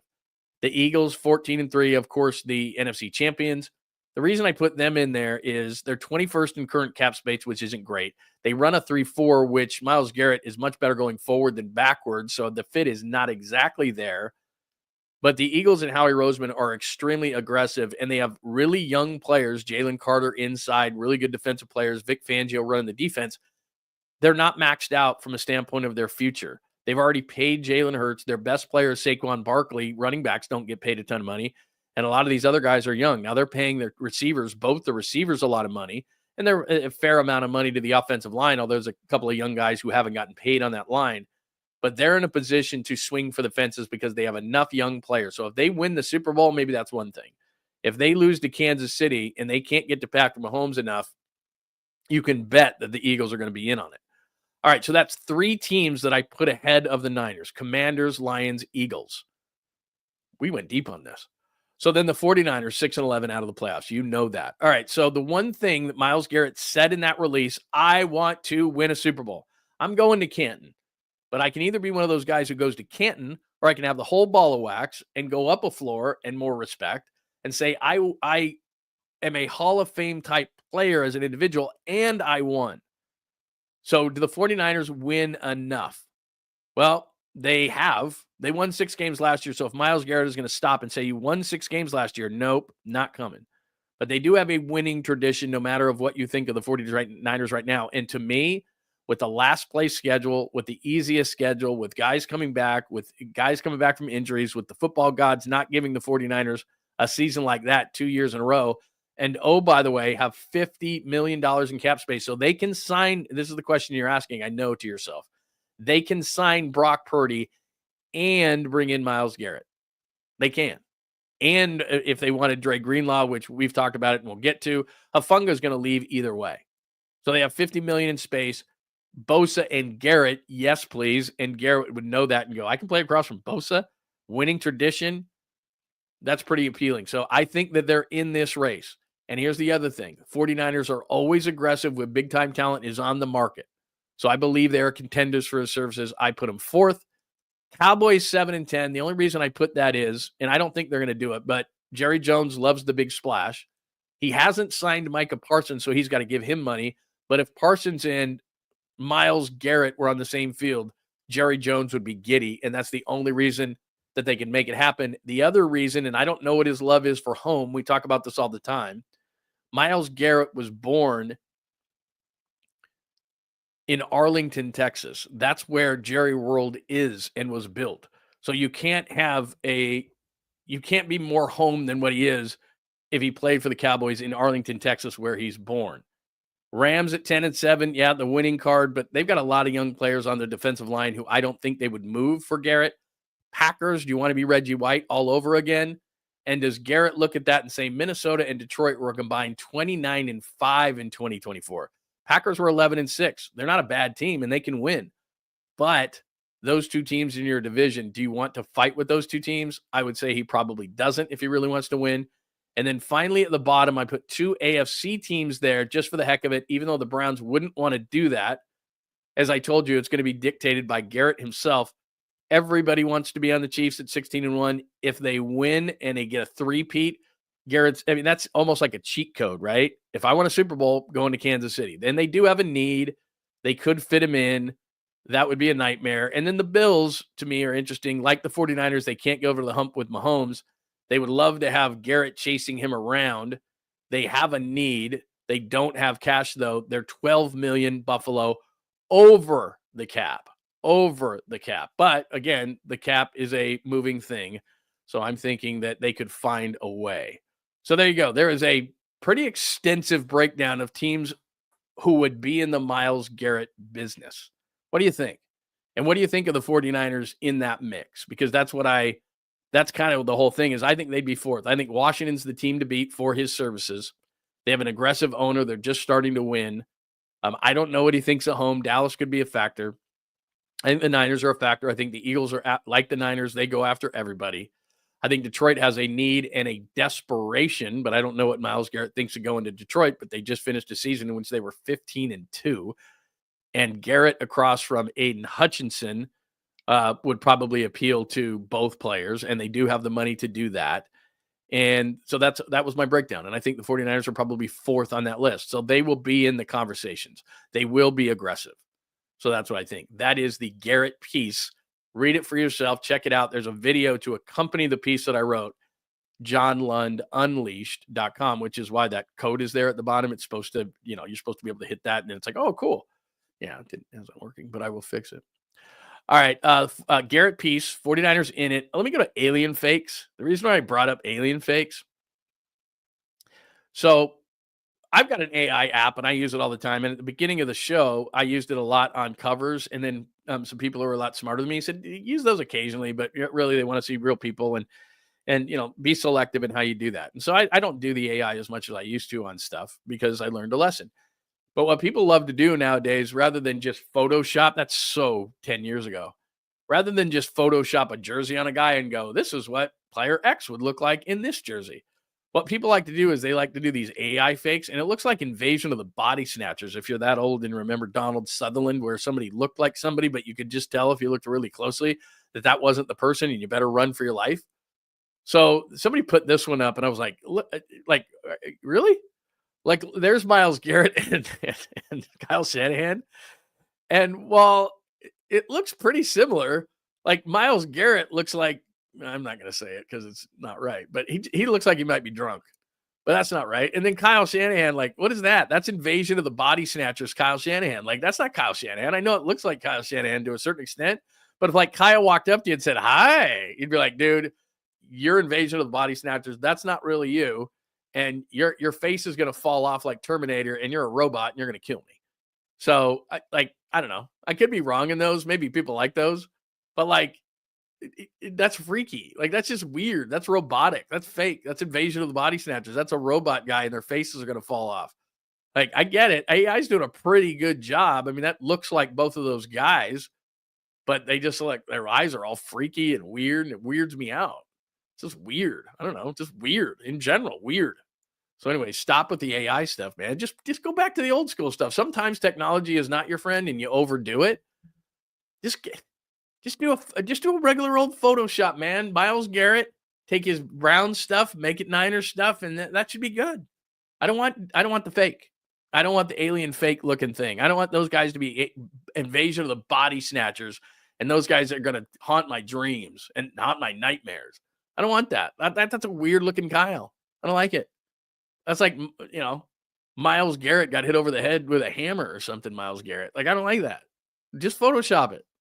Just Photoshop Myles Garrett. Go old school. Photoshop Myles Garrett. No AI Myles Garrett. Knock on wood if you're with me. Isn't that weird? I mean, that's just, yeah, Kyle smiles? No, that's what I mean. That's another thing. I don't trust smiley AI Kyle. I don't like AI Kyle. I don't like it. Anyway, what do you think? Tacky says, Kyle smiles? That's how you know it's a fake. It's like, run for your life! Kyle's smiling! That's not... Plus, he doesn't have a cup of coffee or a Red Bull vodka in his hand. I don't like it. Go old school, man. People, stop it. I'm not saying anybody here did that. Nobody did, but it's like, that's not going to get more clicks for you. I think if you go old school and you just do Photoshop, I think you're going better. I think it's going to be a lot better. I could be wrong there. All right. Let me go through some things before I get to the next. So I did 49ers. I did Garrett piece. 49ers in it. The Garrett piece is at johnlundunleashed.com with accompanying video and high quality story. I haven't gotten to Mayoko mock. I just did alien fakes. Alien fakes. All right, I'm going to do a mock here. I'm not doing a mock, but I'm going to show Matt Mayoko's mock, and then I've got something to say about it. Let's see. Oh, I'm with you there, brother. Justin Tucker. Yeesh. Oh, do we have a key? Now we have a key and peel massage there. Is that an issue too now? The Justin Tucker thing just weirds me out. I mean, it's overly simplistic to say, but you can't keep it in your pants. I mean, you're a kicker. God gave you everything. You're a kicker. You're on an NFL team making a bunch of money for being a kicker. And then you got to screw it up. Man, just get a massage like everybody else does. Just lay on your stomach. Be cool about it. Like, man, just come on. Stop it. I get massages all the time. I've never once thought to myself, you know what I'm going to do? Turn over and just start. Woo! Yeah, you bring up a great point, Vernon. Maybe over hurricaned it. And I did. I told George, I go, dude, no on-street hurricanes. I go to Patty O'Brien's, have one. It tastes like fruit punch, and it's going to smack you right in the face. And you got to be careful. And he's not a huge drinker. He's 21, but he does a lot of things better than me. He's much more disciplined, all those kind of things, but oh, here we go. Wait. Sorry, I had to do a 40-minute Zoom for my Spanish class. I don't care. Like, I'm paying for that Spanish class. Priorities straight. Sorry, I had to do a 40-minute Zoom for my Spanish class. Made for bad timing. I'm running over to the place now. All right, so we may get it. Let's see. Okay. I just checked. Thank you. Oh, that's a different text. That has nothing to do with anything. All right. Spanish class is an excuse. Are we buying that? No bueno.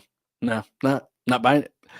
Not buying it. If I'm paying for everything, I'm the priority, not your whatever. Not happening. Just not happening. But I'll ask him when he comes up. See, that's why I want him on. I want a scene setter. He doesn't have to break down the Super Bowl for me. I'm not doing that. I don't want to talk about that. What I want is I want him to tell me about hurricanes, going to Patty O'Brien's, going to the Bourbon Cowboy, walking Bourbon Street, how crazy it was, flying beads. Like, that's what I'm down for. I've covered Super Bowls. It's like, whatever. You know, it was pretty cool, though. I will be honest. He did a 5-hour radio show yesterday in which, like, I didn't know you could do that, right on Radio Row. In fact, if you want to, you don't have to. But let me see here. You can follow. See that? No. Oh my gosh, that's me. That's somebody following me that I just clicked on. I'll show you this real quick. And there he is screwing around. Can you see that? See, there he is on Radio Row. That was yesterday. It's called at Blaze Radio ASU. At Blaze Radio LSU. At Blaze Radio ASU. So if you want to follow it and follow them down there, and they're doing it all day long and they're having a bunch of cool stuff, they do it live on X like I do. At Blaze Radio ASU. And that's what he's doing from Radio Row. And I gave a bunch of people his number, and he's going to get a bunch of guests. And so if you want to live vicariously through a 21-year-old and his friends and his broadcast friends at the Super Bowl, at Blaze Radio ASU. That's what it is. At Blaze Radio LSU. ASU. I forget this sometimes that I can actually do this. At Blaze Radio. Oops. Boy, my spelling is just. Am I drunk? No. At Blaze Radio ASU. There you go. I can actually respond to people, but I'm talking the whole time. So, but that's what it is. So if you want to go to X at Blaze Radio ASU, then you can watch those guys, which is pretty cool. I think it's pretty cool that they're doing that. I didn't have a school like that. Are you kidding me? Yeah, we're going to send you to the Super Bowl. And then next week he's covering the Big 12 championship, Big 12 basketball tournament in Kansas City. It's like, what college does that? Mine didn't. All right. Mayoko mock. Let's go to Mayoko mock, shall we? Mayoko mock, because if Mayoko is doing a mock, then everybody's doing a mock, because I know he doesn't want to do a mock, but his people are telling him, yeah, you got to do a mock, bro. You got to do a mock. Sorry. I don't make the rules. You got to do a mock. So Mayoko did a mock, and I think a lot of people want this player. Personally, I think they have other needs, but a lot of people want this player. I just kept Hurricane George up there. Tyler Warren, that is the pick for Mayoko, which means it won't be that. No, I'm just kidding. Love Mayoko. He says, yes, the 49ers have bigger needs on the offensive and defensive line, but there is not another game changer they can take here that compares the ultra versatile Warren. Blah, blah, blah, blah, blah, blah, blah. I'm not saying that they wouldn't take him. And one of the reasons they might, and he's talking about Kyle Juszczyk right there, because Juszczyk took a pay cut last year, so I don't think Juszczyk is going to take another one. But there's Mayoko, the great Matt Mayoko, saying maybe Tyler Warren, Penn State. And if you haven't seen him, and I'm sure you have, just go back and watch the USC tape last year when she had like 20 catches. And one time he snapped the ball. It was the center, ran straight down the middle of the field. USC didn't pick him up and scored a touchdown on it. And it was like, what? It was amazing. So Tyler Warren's really good. And for a long time, they've tried to replace or at least ease the burden on George Kittle. But given that they're in a Super Bowl window, to me, and whether you believe it or not, they believe they are, and as good as a season as George Kittle had, and they're going to sign him to an extension, wouldn't that be a bit of redundancy? And I like Tyler Warren a lot. But they need interior defensive line help, interior offensive line help. I'd love it if they got Garrett. They have positions. They could use another corner. Actually, I think they're short one corner, and I like Green and I like Demo, but they need one more. You need 3 in this league. So there's a lot of things. And you should always be taking best player available, although teams who need quarterbacks don't adhere to that, and they won't this year. Those 2 quarterbacks, Ward and Sanders at the top, aren't the best 2 players, but they'll go 1 and 2 or 1 and 3, something in that range, even though they're not the best players. So a lot of teams don't adhere to the best player available. The Niners didn't when they took Javon Kinlaw because Tristan Wirfs was on the table, and they should have him at right tackle. And then when Trent leaves at left tackle, he was a much better prospect, but they decided – in case they lost Buckner, that they would panic and take Kinlaw, and it didn't work out. But I'm not saying that they wouldn't, because here's the thing. One of the reasons they might take Tyler Warren there, and I can see the rationale behind Matt's decision there to post that. And he did a whole mock draft, by the way, at NBC Sports Bay Area, so check him out. And at Mayoko NBCS and the 49ers Talk podcast. I'm giving free plugs all the time. But the reason why is because Brock Bowers was so good last year for the Raiders. Nobody wants to miss the next Brock Bowers. And Bowers was taken in that same range. I think, what was Bowers, 10th last year by the Raiders? So everybody's looking at Tyler Warren going, oh my God, we got to take the next Brock Bowers. Are we crazy? I don't know he's going to be the next Brock Bowers. Bowers did that from Napa, by the way. From his freshman year all the way to the minute he left Georgia. He's great. I'm not saying Warren couldn't be great, but Warren had one great year at Penn State, and it was great. But there's a kid at Michigan, a kid at Bowling Green. There's probably 8 to 10 really good, high-quality tight ends.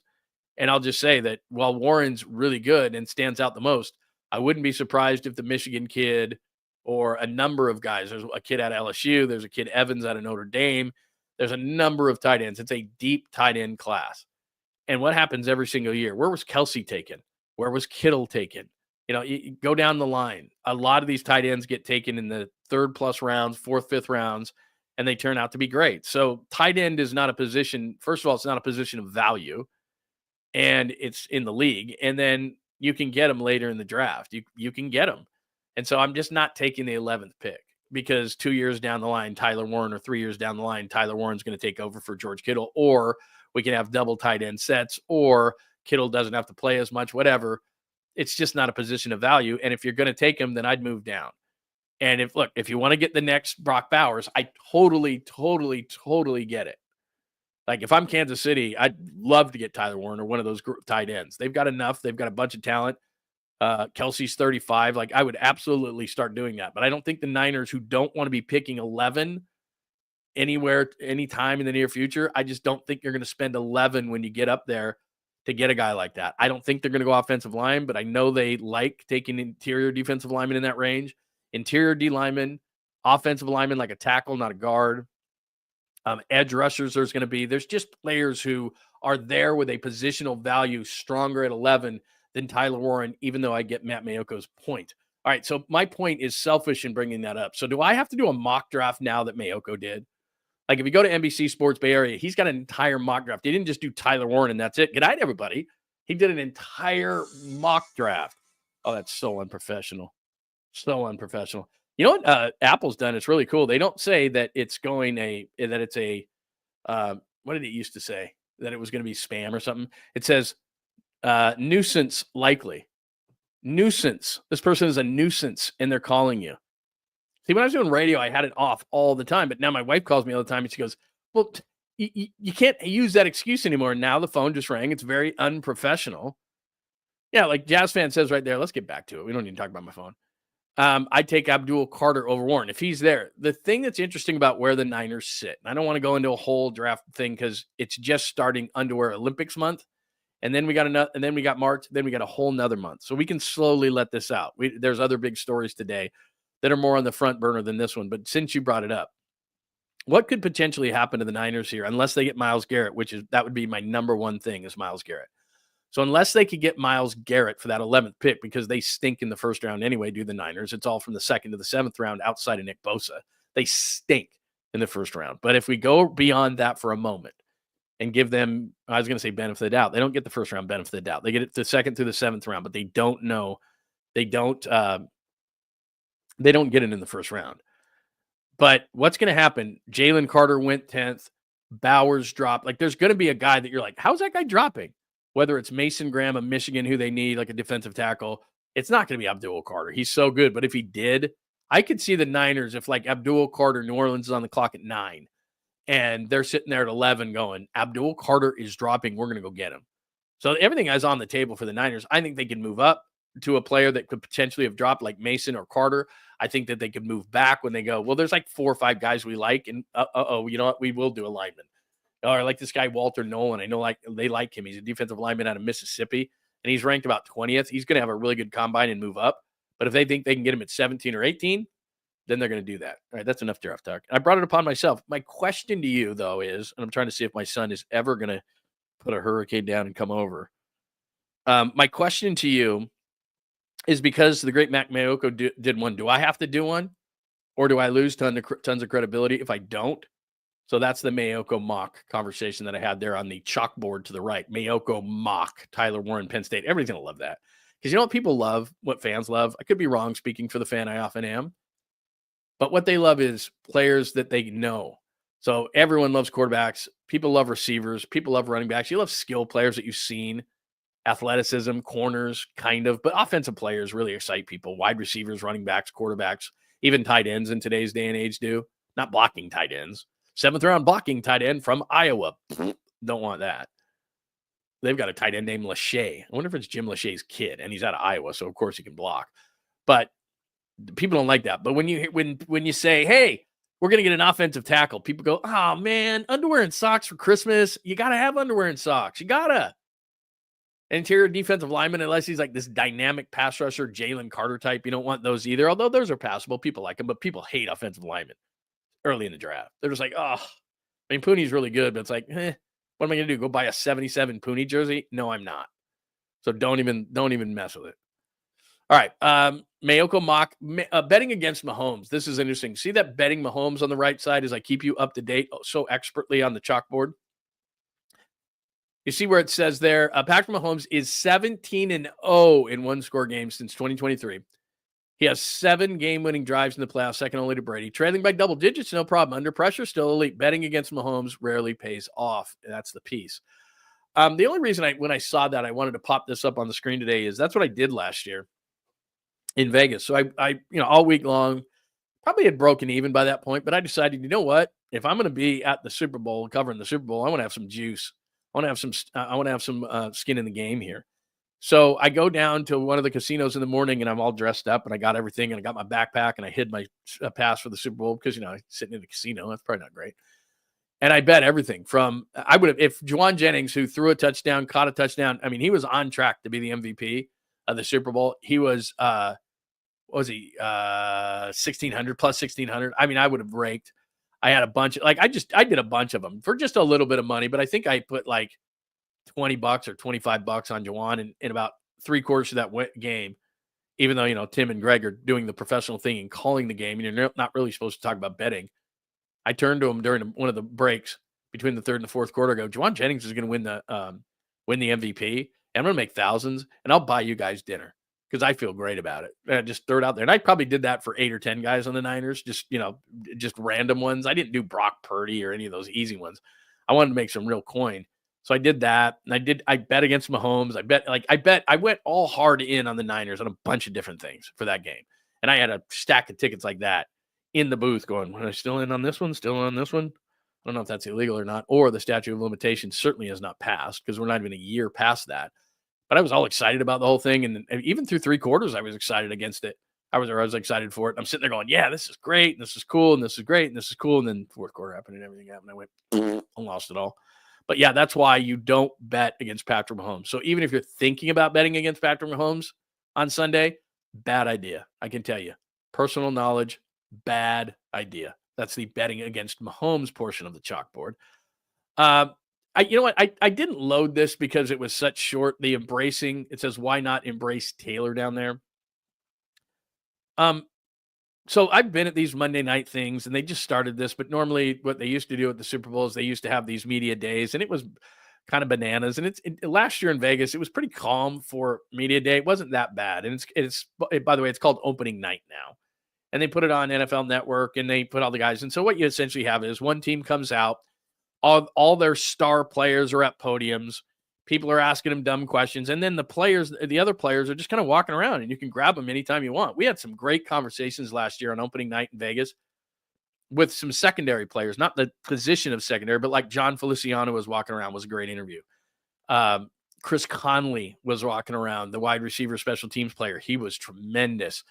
Diamador Lenore was walking around. Who else? We probably, Greg and I just, we had the mic and we'd have like 6 or 8 interviews. We played the next day on Radio Row. And those were great guys to talk to, and you had a great time. So anyway, of course, Travis Kelce and the stars of the Chiefs are going to be at a podium. And then there's all these cameras around him. I'm sure you've seen it. And you can't just walk up to him. So you're in this kind of a situation where there's a bunch of people around and you're asking them questions. And in addition to football questions, like I said, you have the Jimmy Kimmels and the Jimmy Fallons and the people from, Europe and Brazil and asking all these weird ass questions. And they know that that's coming, especially the Chiefs. This is their 3rd in a row of these. They're not rookies at this. But Travis Kelce had to know that the Taylor Swift questions were coming, and they came 3 different times, or they came 3 in a row from the same person. And finally, at the end of it, he just went, "Man, you guys know, like, I'm not going to talk about this. I'll give you credit for continuing to ask, but I'm not answering it." And for all these people who think there's a conspiracy theory that you're not going to make Kansas City the 34th largest market in the NFL, the mecca for football, that's a whole nother story. But if I'm Travis Kelce and I'm up there, it's like, look, I'm embracing this whole thing, man. It's Monday. I don't play till Sunday. Yep. Taylor Swift's my girl. It's really cool. Just embrace the whole thing. Like, yeah, that's it, man. We're happy together. Because somebody asked if he's going to get engaged, or if he's going to ask her, like, if they won the Super Bowl, would he drop to a knee? It's like, dude, this isn't a unique Super Bowl. Like, this could be his 3rd in a row. It'd be a big deal. What was the guy's name? Ian Johnson, that was with Boise State. They beat Oklahoma in 2007. See, I can remember this, but I can't remember a loaf of bread. Can you bring back a loaf of bread? I forgot. But Ian Johnson wore 41 for the Boise State Broncos in the Fiesta Bowl. And after they beat Oklahoma, he took a knee and asked his girlfriend at the time to marry him. And it was awesome. I have no idea what's going on with him today.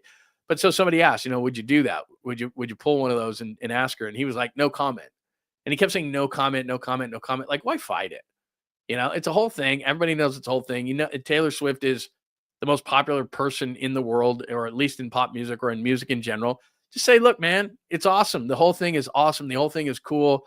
I don't know that I would ever do that on a football field, because I tell you this, and maybe you have, and so I'm not disparaging you, but if I had to either of my marriages dropped to a knee or done that in a football setting, or like on a big board, hey, honey, look at the big board. You're like 18 beers in. Look at the big board. Will you marry me? And you're like, oh, you're just really in your element here, aren't you? No, I won't. And some of those are set up, but, you kind of have to say yes in those elements. But, like, there's certain places I'm not asking you to marry me. I'm not dropping to a knee after the Super Bowl and doing that. I'm not doing it in a public setting. I'm sure as hell not doing it in a baseball game. I don't want to be a big board. And, I'm not the overly romantic type. My lovely wife will tell you that. I have my moments. I made a reservation for Valentine's Day. I know what not to screw up. I could do better, but I'm not bad. But I'm sure as hell not doing it. I'm not doing anything romantically involved at a baseball game. Not happening. Not at a sporting event. I don't think so. And having said that, to each their own. Just like I said, pineapple on pizza is fine. Ketchup on a hot dog's not for me, but it's cool for you. If that's what you want to do because you and your significant other find that to be the most romantic place on earth, Oracle Park, looking out at the water or something during a Giants game, do you? Just saying, that's not me. But you could do you. I'm not against that. Okay, why not embrace Taylor? New Orleans check-in. See, by this point, young son wasn't supposed to have a Spanish class or that kind of stuff. So let me see. Nothing. I got the original. If you're just tuning in, sorry, I had to do a 40-minute Zoom for my Spanish class. Made for bad timing and running over the place now. That's the biggest difference between him and I. You're in New Orleans doing Spanish Zooms. I'm in New Orleans doing a drink called a Spanish Zoom. And it's not making me feel, I'm not sober because of it. I'm more drunk. Give me another Spanish Zoom. He's doing a class that's a Spanish Zoom. I'm in New Orleans doing a Spanish Zoom, and it's some sort of a combination of tequila, peach schnapps, and pineapple juice. I mean, I don't know. I just threw that out. I just grabbed that off the top of my head. And a splash of Sprite. Like, I don't know. Give it to me. Yeah, that sounds like a Spanish Zoom to me. Give me it. I'm not even going to ask. I don't know. Just make it. I saw it on the menu. I saw the other guy order it right there. It looks good. Give it to me. Poof, gone. Done. Spanish Zoom. That was pretty tasty. But he's actually doing school, which is nice. It's very nice. He's not in the green room right now. So, I mean, this thing is going to have to continue until until he checks in, because I'm absolutely positively not doing a check-in from New Orleans. I've got to have it. And I don't know when he's on, but I'm the priority, even over what he's doing for work. Let me make sure that he's not on the air. I did tell the one story. By the way, people are asking for Lorenzo Neal this week. I will have Lorenzo Neal on this week. Let me get back to him, see if he can jump on. If he can, if he can, if he can't, he can't. He is a typical young person, not a great communicator, text or otherwise, even though I know that his phone is surgically sewn into his wrist. And I'll text him and then nothing. And then he'll text me back and then nothing. And you don't call your kids anymore, by the way. If you got young kids, you don't call them. And you don't leave a voicemail. Never, ever, ever leave a voicemail. They're never listening to voicemails. Just doing you a little bit. You probably know all these things, but they are not listening to voicemails. They are not picking up the phone. I know, Todd. I'm telling you, Todd. It's not my fault. He'll be there. No, you know what, Jazz fan? I with a lot of kids, you'd say he's making that up. He's doing a Spanish Zoom and it is a drink, or he's hungover from hurricanes or whatever. He's different. He's just different, man. That's what he did. I guarantee you that he did that. If I tested him on it and said, what was the Spanish Zoom and who was the professor and what did you learn and and give me some Spanish words and, blah, blah, blah, he would know it. Like, he would absolutely be able to answer every question. He's just different. It's different because I wouldn't. I'd be like, Spanish Zoom, I'm drunk. I'm not doing any class. Like, I texted him and I said, in a typical parent way, I said, do you know, this was like on Sunday, I said, do your professors know that you're going to be out of town? And he just sent me one word back, Dad. Like, seriously, you're asking me this? I'm like, you're 21. I wouldn't have done that. If I was going off to New Orleans to cover the Super Bowl at 21, first of all, there's no way on earth anybody with even a tiny bit of brain in their head would ever have let me do that. I've covered a Super Bowl and a couple other large events, including the Sugar Bowl and national title game, that kind of stuff in New Orleans. Like I told you, NCAA tournament, in which I was too hungover to just walk to the Superdome and I was in the hotel across from it and did fake reports on ESPN radio. That's how bad it was. Like, I'm irresponsible as hell. And I was probably 27 or 25 or something like that when I did that. So yeah, he's a different deal. He has discipline. He goes to Arizona State, lives in Tempe, goes to every class. I'd be on Mill Avenue constantly. They still have Fat Tuesdays there. I'd be drinking like basically adult Slurpees at Fat Tuesdays constantly. Class, damn it. That's why I'm here. I keep forgetting that I'm in Tempe because I'm supposed to be going to class. That's right. I'm a college student. I would totally forget that. Totally forget that. Let's see. As we're waiting for him. I'm working on that. That is not fully of my control, but we are working on that. I promise you that. Let's see. Vernon, Spanish Zoom. I've seen that place on Bourbon Street. Fun place. Yeah, I do. That's the whole reason I want him to come on is I want to say, okay, yeah, that was great. We watched you. Yeah. Blaze Radio ASU, by the way, on social media. Maybe, you know what? Will somebody check in on Blaze Radio on X and see if he's broadcasting right now? Because he might just be broadcasting, and I'm just never going to get him. Let me see here. Hang on one second. This would be easier if I did this. Hang on one sec. I'm going to see if he's broadcasting, because if he's broadcasting, we're not going to hold out for him because and I just texted him, he's not returning. So maybe he's on the air. I mean, there's 5 of there's 5 of those guys. It's today the anniversary of the first Patriots-Rams Super Bowl with Tom Brady. I got a great story for that one. Great story. And it's not good for my pocketbook. Let me see if these guys are broadcasting. Okay, they are broadcasting, but it's not his show, so he's not on yet.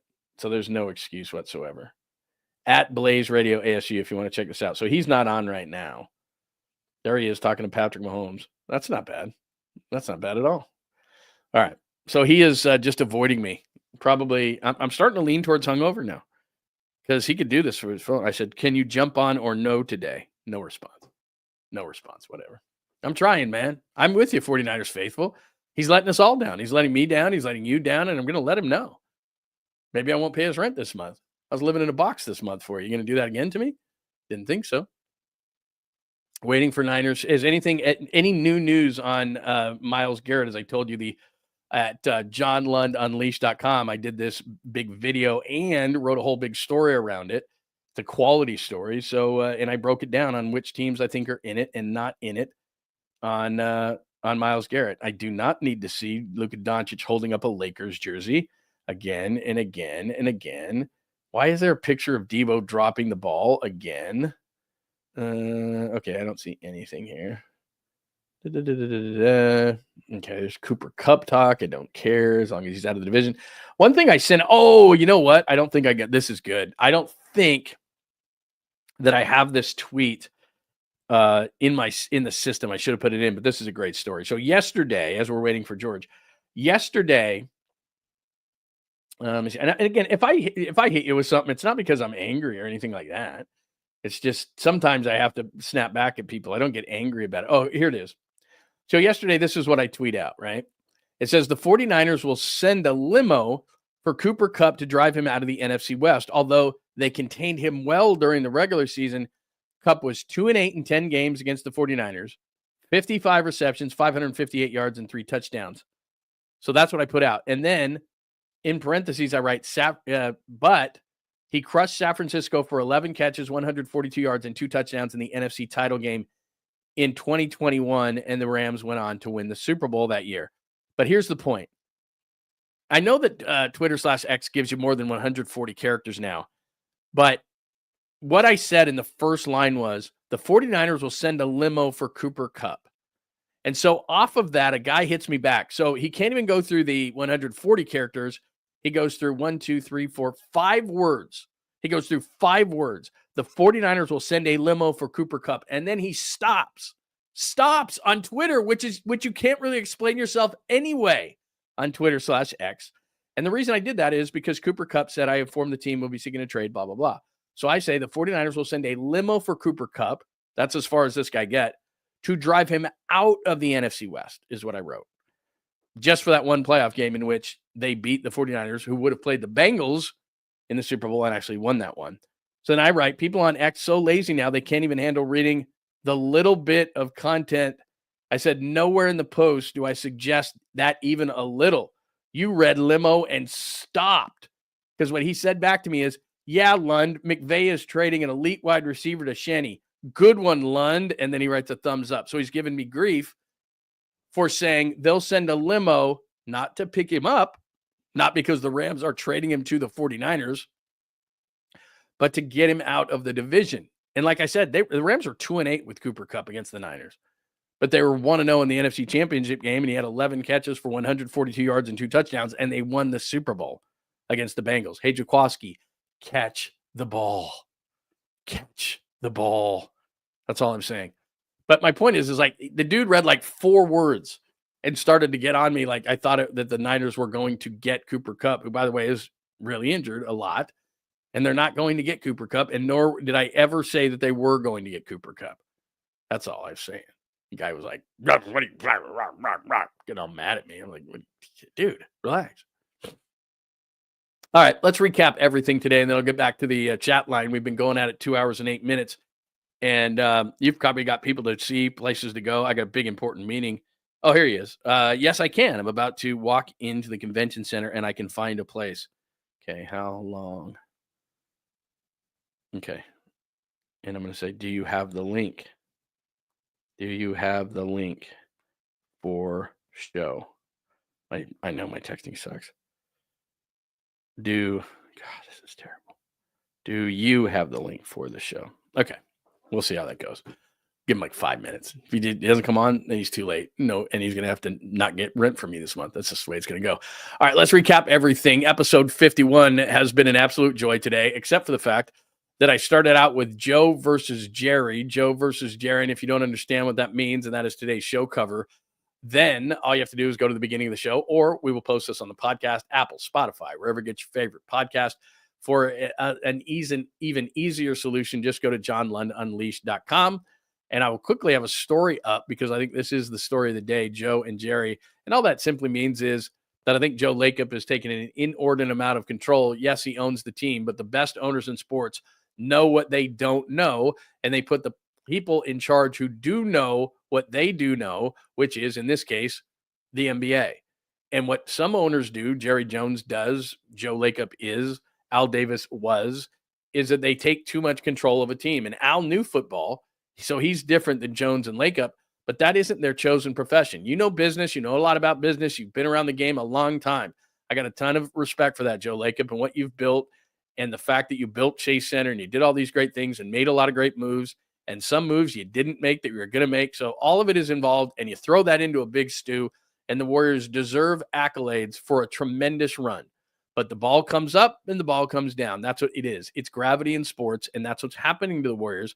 And because they blew the second pick, and because they blew the seventh pick, and because they blew the 14th pick, and could have had players that are all-star caliber players that would have extended this window, they screwed up. And because they could not and did not force Draymond Green and Jordan Poole to sit in a room until it was all said and done, guys, you're doing it. You're sitting in a room. I'm not trading Jordan Poole for Chris Paul.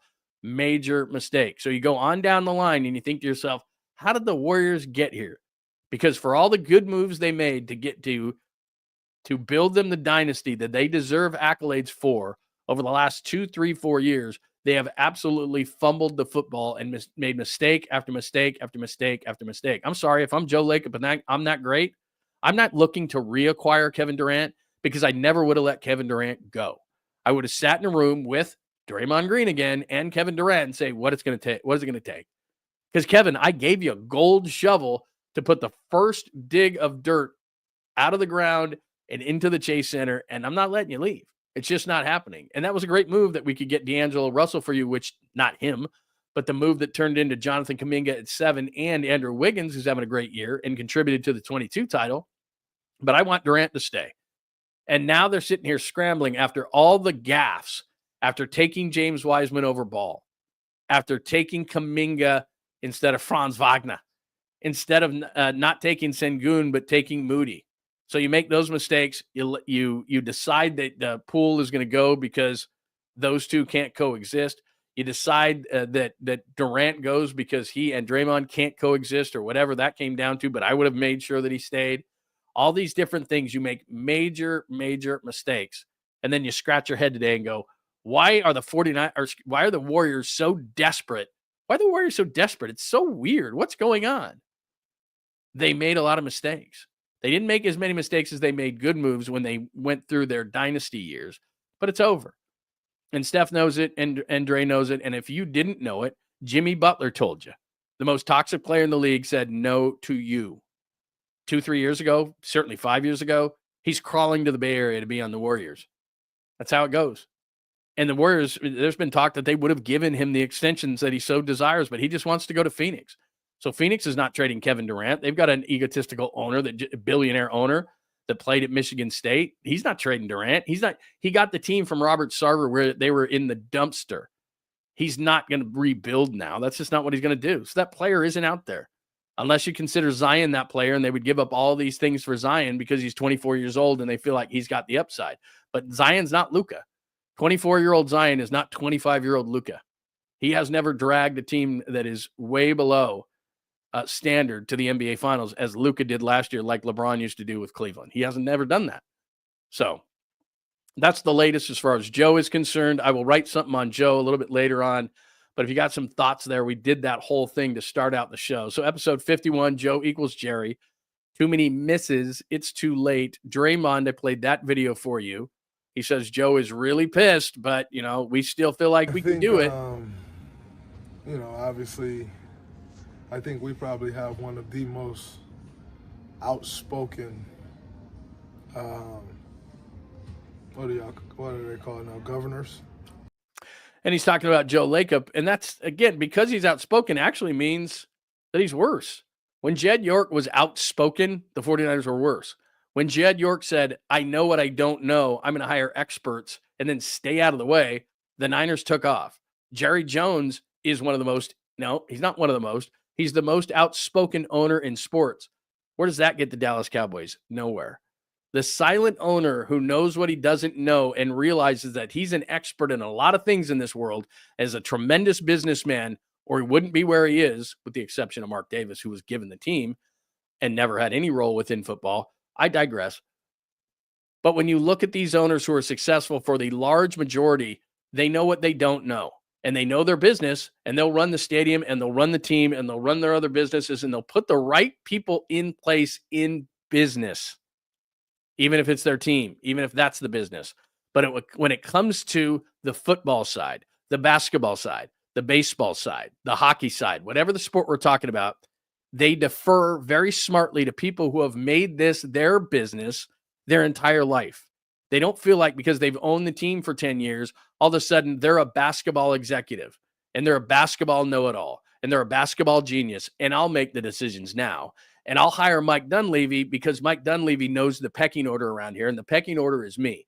But if we screw up, Mike, you take the bullet. Understood? That's why Bob Myers is no longer here. And people who he respected their opinion are no longer here because he wants it now. It's my show. It's the Joe Show. And we've driven this thing into the ground, and all of a sudden I'm desperate. And because I've had such success in business, then I'm going to go out and you know what? That doesn't apply. The whole thing where you throw the ball up in the air, that whole thing that I keep talking about, where there's gravity in sports, you go up and eventually it comes down. That doesn't apply to Joe Lacob in his mind. And then a lot of times in business, you can continue to do that. There is no eras in business. You know, you don't have a great era in business, 5 years, 10 years, 20 years. If technology doesn't take you down and you have a great product that stands the test of time and you were a great businessman, you can be great for 20, 25, 50, 100 years. You can be great.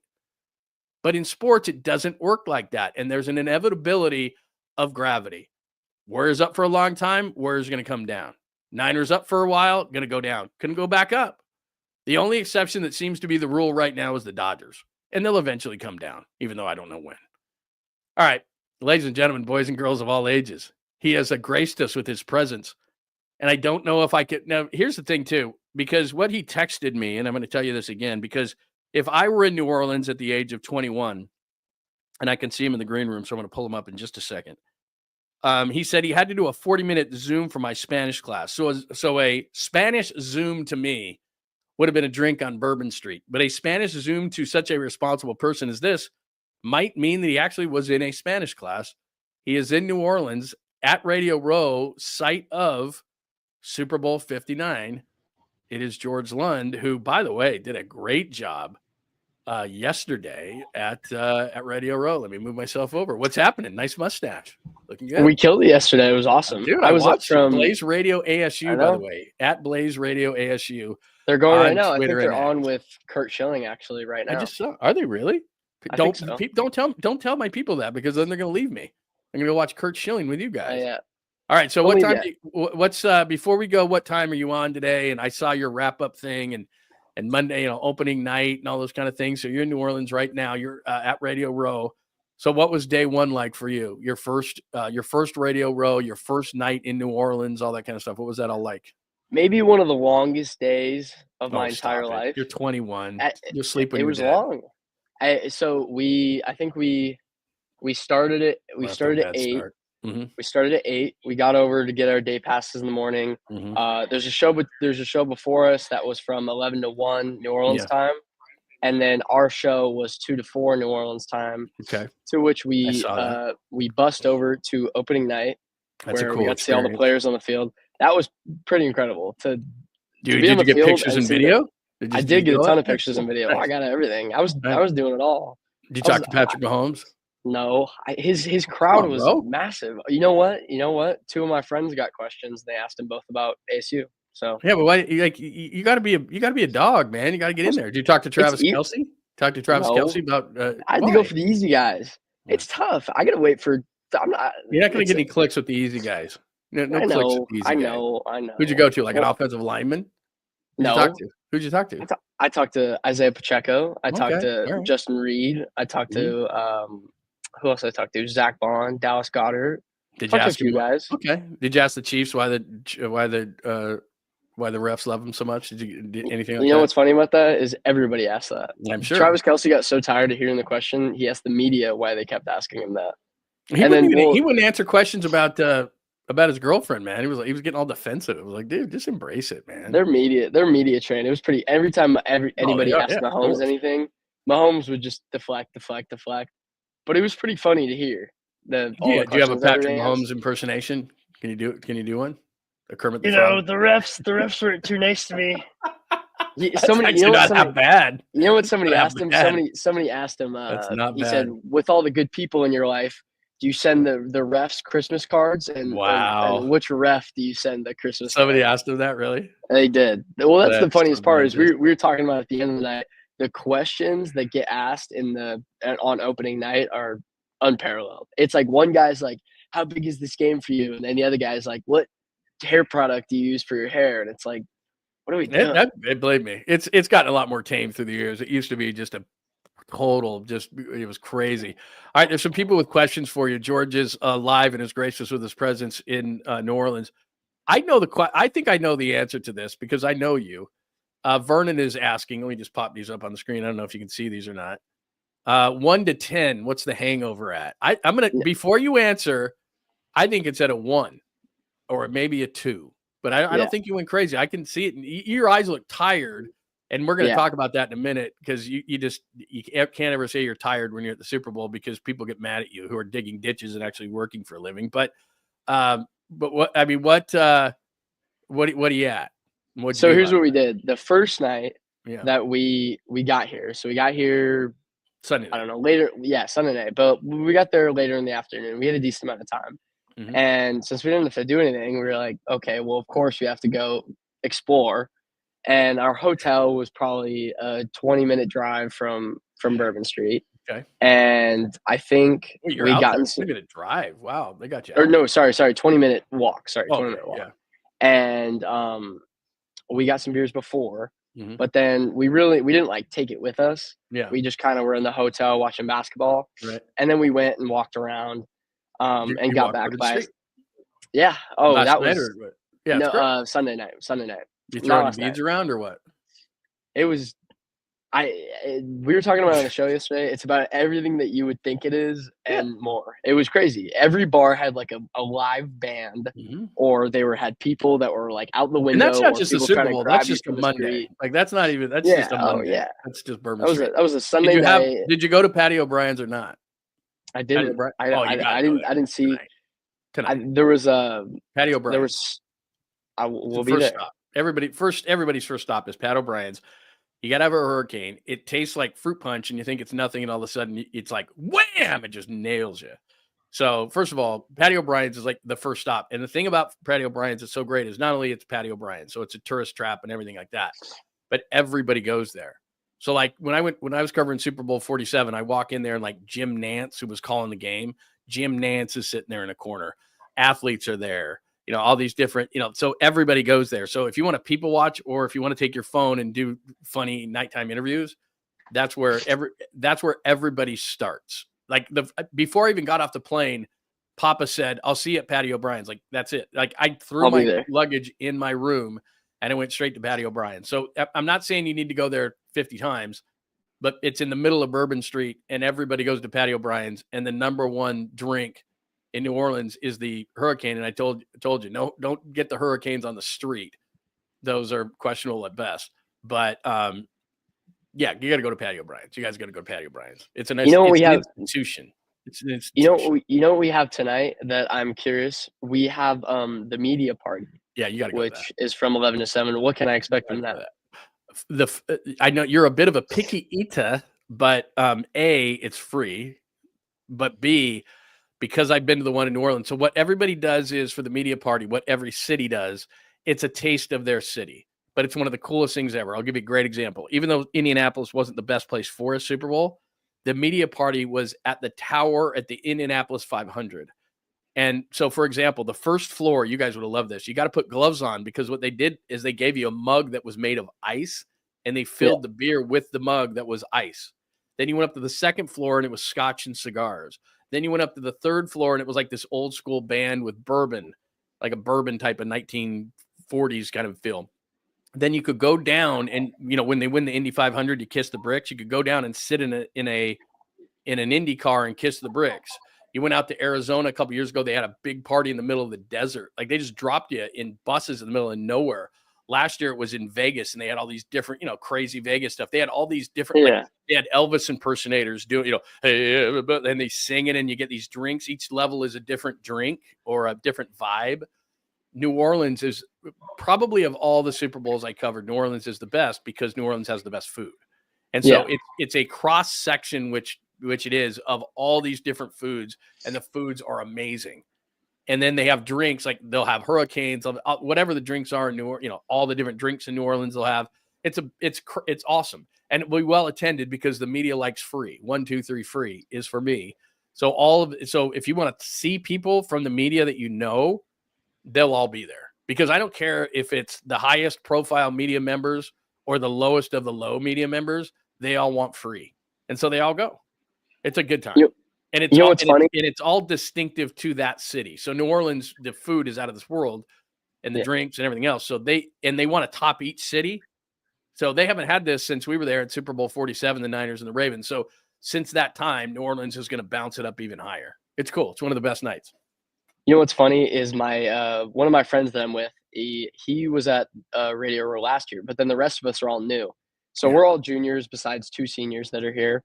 And he was telling me that last year, the crew that he went to Radio Row, they didn't want to go to the media party. And I was like, you didn't want to go to the media party in Vegas? Yeah. We're all, of course, we're all ASU students, and we're like, okay, well, we're going to go to the media party in New Orleans. We're going to make that happen because I at least want to see what it's like. I'm going to go to every single event. Yeah, I could possibly go to. The media party's fun. You're hanging out with media members, so a lot of people wouldn't like that. But you'll see a lot of people that you know, and you're going to want to do like interviews and talk to them. So bring whatever it is devices that you have, so you can play them on the show tomorrow. But it's not only that; it's just you want to get a feel for the city, which you're going to be there all this week, so you'll get a great feel for the city. But the NFL, it does a lot of things right. The NFL always throws a great party, so you'll get a real big feel for New Orleans. There'll be bands there, and and dancers, and the food will be amazing, and just everything is awesome. It's just a really cool thing. You'll take, in fact, no, I was going to say you take a bus to a lot of these, but I don't even think you'll bus because everything is walking distance in New Orleans. So we might because we bused to opening night yesterday, but that was a little farther from the. Yeah, that's where that was at the Dome though. It's right in New Orleans is where usually the media party is. But anyway, you'll have fun. All right, let me go. There's a bunch of things here. I'm sorry. Can you see can you see? Yeah, I can see them. Okay, Daniel's thrown in $2, and he's one of my favorites. Bear down, go Wildcats, Forks down, Hurley's a baby. Go ahead. That was a brutal game. I covered that game. I wrote for that game. That was a brutal game. That's been the story of their season. Is they get so close, they play up to their competition, and then they just collapse right at the end. No, he froze up a little bit, but well, I got you. Hurley if you didn't see the game, Hurley didn't let the ASU shake hands with U of A, and it was this whole thing. And then in the presser, he said right at the end, he said, I have an all conference vote. You know who I'm not voting for, and he was referring to Caleb Love. The game was horrible. ASU you can tell that Hurley is beyond frustrated. I mean, he has this super talented team, Josan Sannon, their freshman. He was a projected first round pick. Now he might be closer to the second round. I don't know if he would still declare. Jaden Quaintance is the 17-year-old phenom. He's the youngest player in college basketball. They have 3 transfers who are really good. This is one of the most talented teams. That's enough ASU basketball. We're at the Super Bowl. Stop it. Yeah. Okay. We'll move on. But either way, Hurley might be time to move on from Hurley. Okay. That's my sorry. I cover ASU sports. No, it's so okay. I can go on here. Talk it up. We have you for a limited time because you have you got to get going. You actually got to work around here. Oh, this is a great one. This is a great one. Okay. This is Tacky. He says, "Wait, is this John's son that yacked in an In-N-Out?" That's him. Yep. What year? That was a long time ago. Long time ago. That was a long time ago. Yeah, I tried to force you to eat a hamburger back in the day, and we're out at about 5 o'clock. I think it was the one in Concord right there, off the freeway. And it's packed at 6 o'clock. We're outside sitting at a table. Fries and shake are doing fine. About the second or third bite into the burger. And we went. And everyone just scrambled, and we went, let's go. And we grabbed our stuff, put it in a bag, left the puke, which probably is not a great thing to do. I didn't try to clean it up. I just ran for my life. We both did. No, we got out of there. I told that story. Was that someone else? Someone else must have done that. Yeah, it wasn't you. Not me. Vernon. So you have not tried a hurricane, is that correct? No, but everywhere that we've gone, that's the first thing at the top of their menu. So we have to try it. Okay, but I'm like 21 I said, now. I have to get these experiences. 21 on the 3rd of January. Just all I'm saying is it tastes like fruit punch. So if you have have one, and you're not a huge drinker, so have one and kind of reassess the situation to give it a minute. Yeah. And what's fun about Patty O'Brien's is they make like giant ones too, and it's fun and everybody's it's just it's an institution in New Orleans on Bourbon Street. That's where everybody starts out, and then you can go anywhere from there.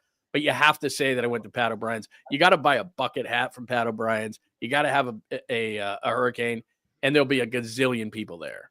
And you better do it early in the week because, as you well know, and you know this on Radio Row, so right now it's pretty chill. Like Monday, Tuesday are chill. Wednesday gets bananas. Thursdays is out of control. And Fridays there's a gazillion people because they're there to party for the weekend. So if you want to go to these institutional type places like Patty O'Brien's, you got to go early in the week because by Friday you're not going to want to go because it's a madhouse. Yeah. Let's see here. Here's another one. Danny says, congrats on the new gig, George. I live in the Phoenix area and I sometimes watch Niner games at a big Niners bar on Mill called the Varsity Tavern. Or you do know the Varsity Tavern? Yeah, I had the opportunity to go there last Saturday. That was my first time. At the Varsity Tavern? I went there last Saturday with some of my friends.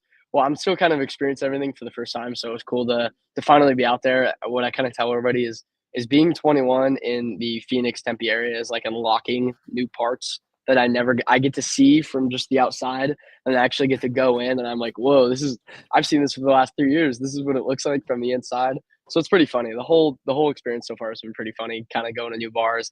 It has definitely made for a pretty fun 2-week stretch, more than I had in the first semester, to say the least. All right, we got a few more minutes here because I know you got to get running here, and I have another interview that I got to do here. This is a really good one. I got to give John a gold star on this one. You are a longtime listener / viewer. So John writes, can we get an update on a sack is a bag good for ball? Wow. And that is that's KNBR. You were probably 7 or 8 or 9 years old. We had just moved here. You were 7, I think. And Michael Urban, rest in peace, good for ball. That's what that hashtag means. Michael and I were doing a show together, and your mom and my wife at the time, you called in, and I don't remember the exact circumstances around it, but you said a sack is a bag, and we were making fun of you, and we played it all the time. And then Michael Urban would even come up to you, a sack is a bag, and we have that drop. I still have it in my archive somewhere, but you were probably 7 or 8 years old. So John is a longtime listener / viewer, and that's a Michael Urban reference. But you remember that sack is a bag. A little bit. That forever. That's so old that I barely remember it. I do remember it because I remember the phone call, and I remember calling in, and then I remember people coming up to me and saying, "Oh, I heard it," and I was like, "What?" And I had to go ask you, but I remember it. I do remember it very barely. Play the audio sometime. Let's play the audio. If you can find it, play it. Next time I'm on during the week, I can tell you about some progress updates. They're starting to get NFL players and kind of real guys coming in. Yesterday was pretty laxed. It was like the Ryan Leafs of the world that were right. If you get Ryan Leaf on, he is I've had him on Radio Row. It was in Indianapolis, and he'll have no problem telling you this. It was late in the day, and he was hammered. I mean, he was on every drug imaginable, and I went to his handler, and I looked at his handler, and I said, "This guy, we can't have him on the air." But he straightened himself out, and so he's got a great story. You want to hear a funny story about yesterday, though? Of course I do. Is we have this other student radio station that's next to us, and they're real uptight journalists, kind of guys that I feel like we're more relaxed in terms of just, they're all wearing their, a necktie suits. I'm wearing a very relaxed fit.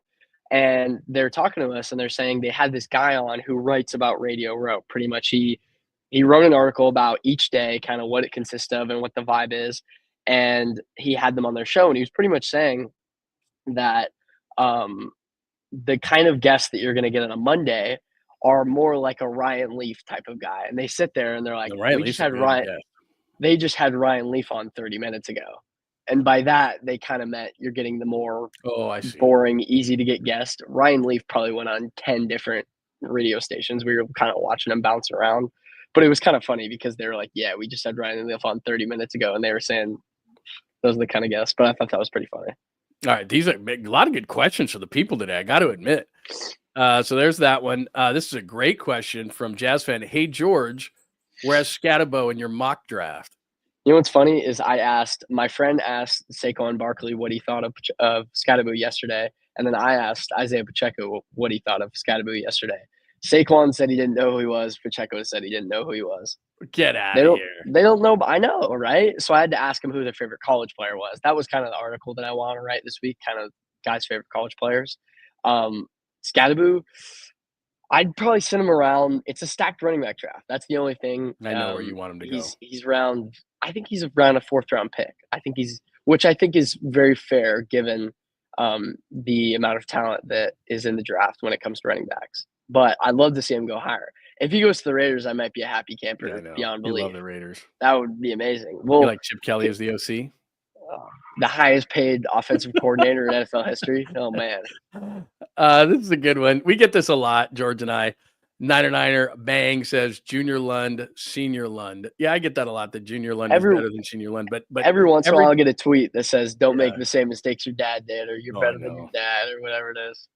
That's come from your mom. But yeah, a lot of people think that. But yeah, every time we go somewhere, they're like, oh my God, mini-me. And I feel bad for you when people say that, because I'm like, don't tell that to him. Don't show him what his future holds. Yeah, that's not a good look for me.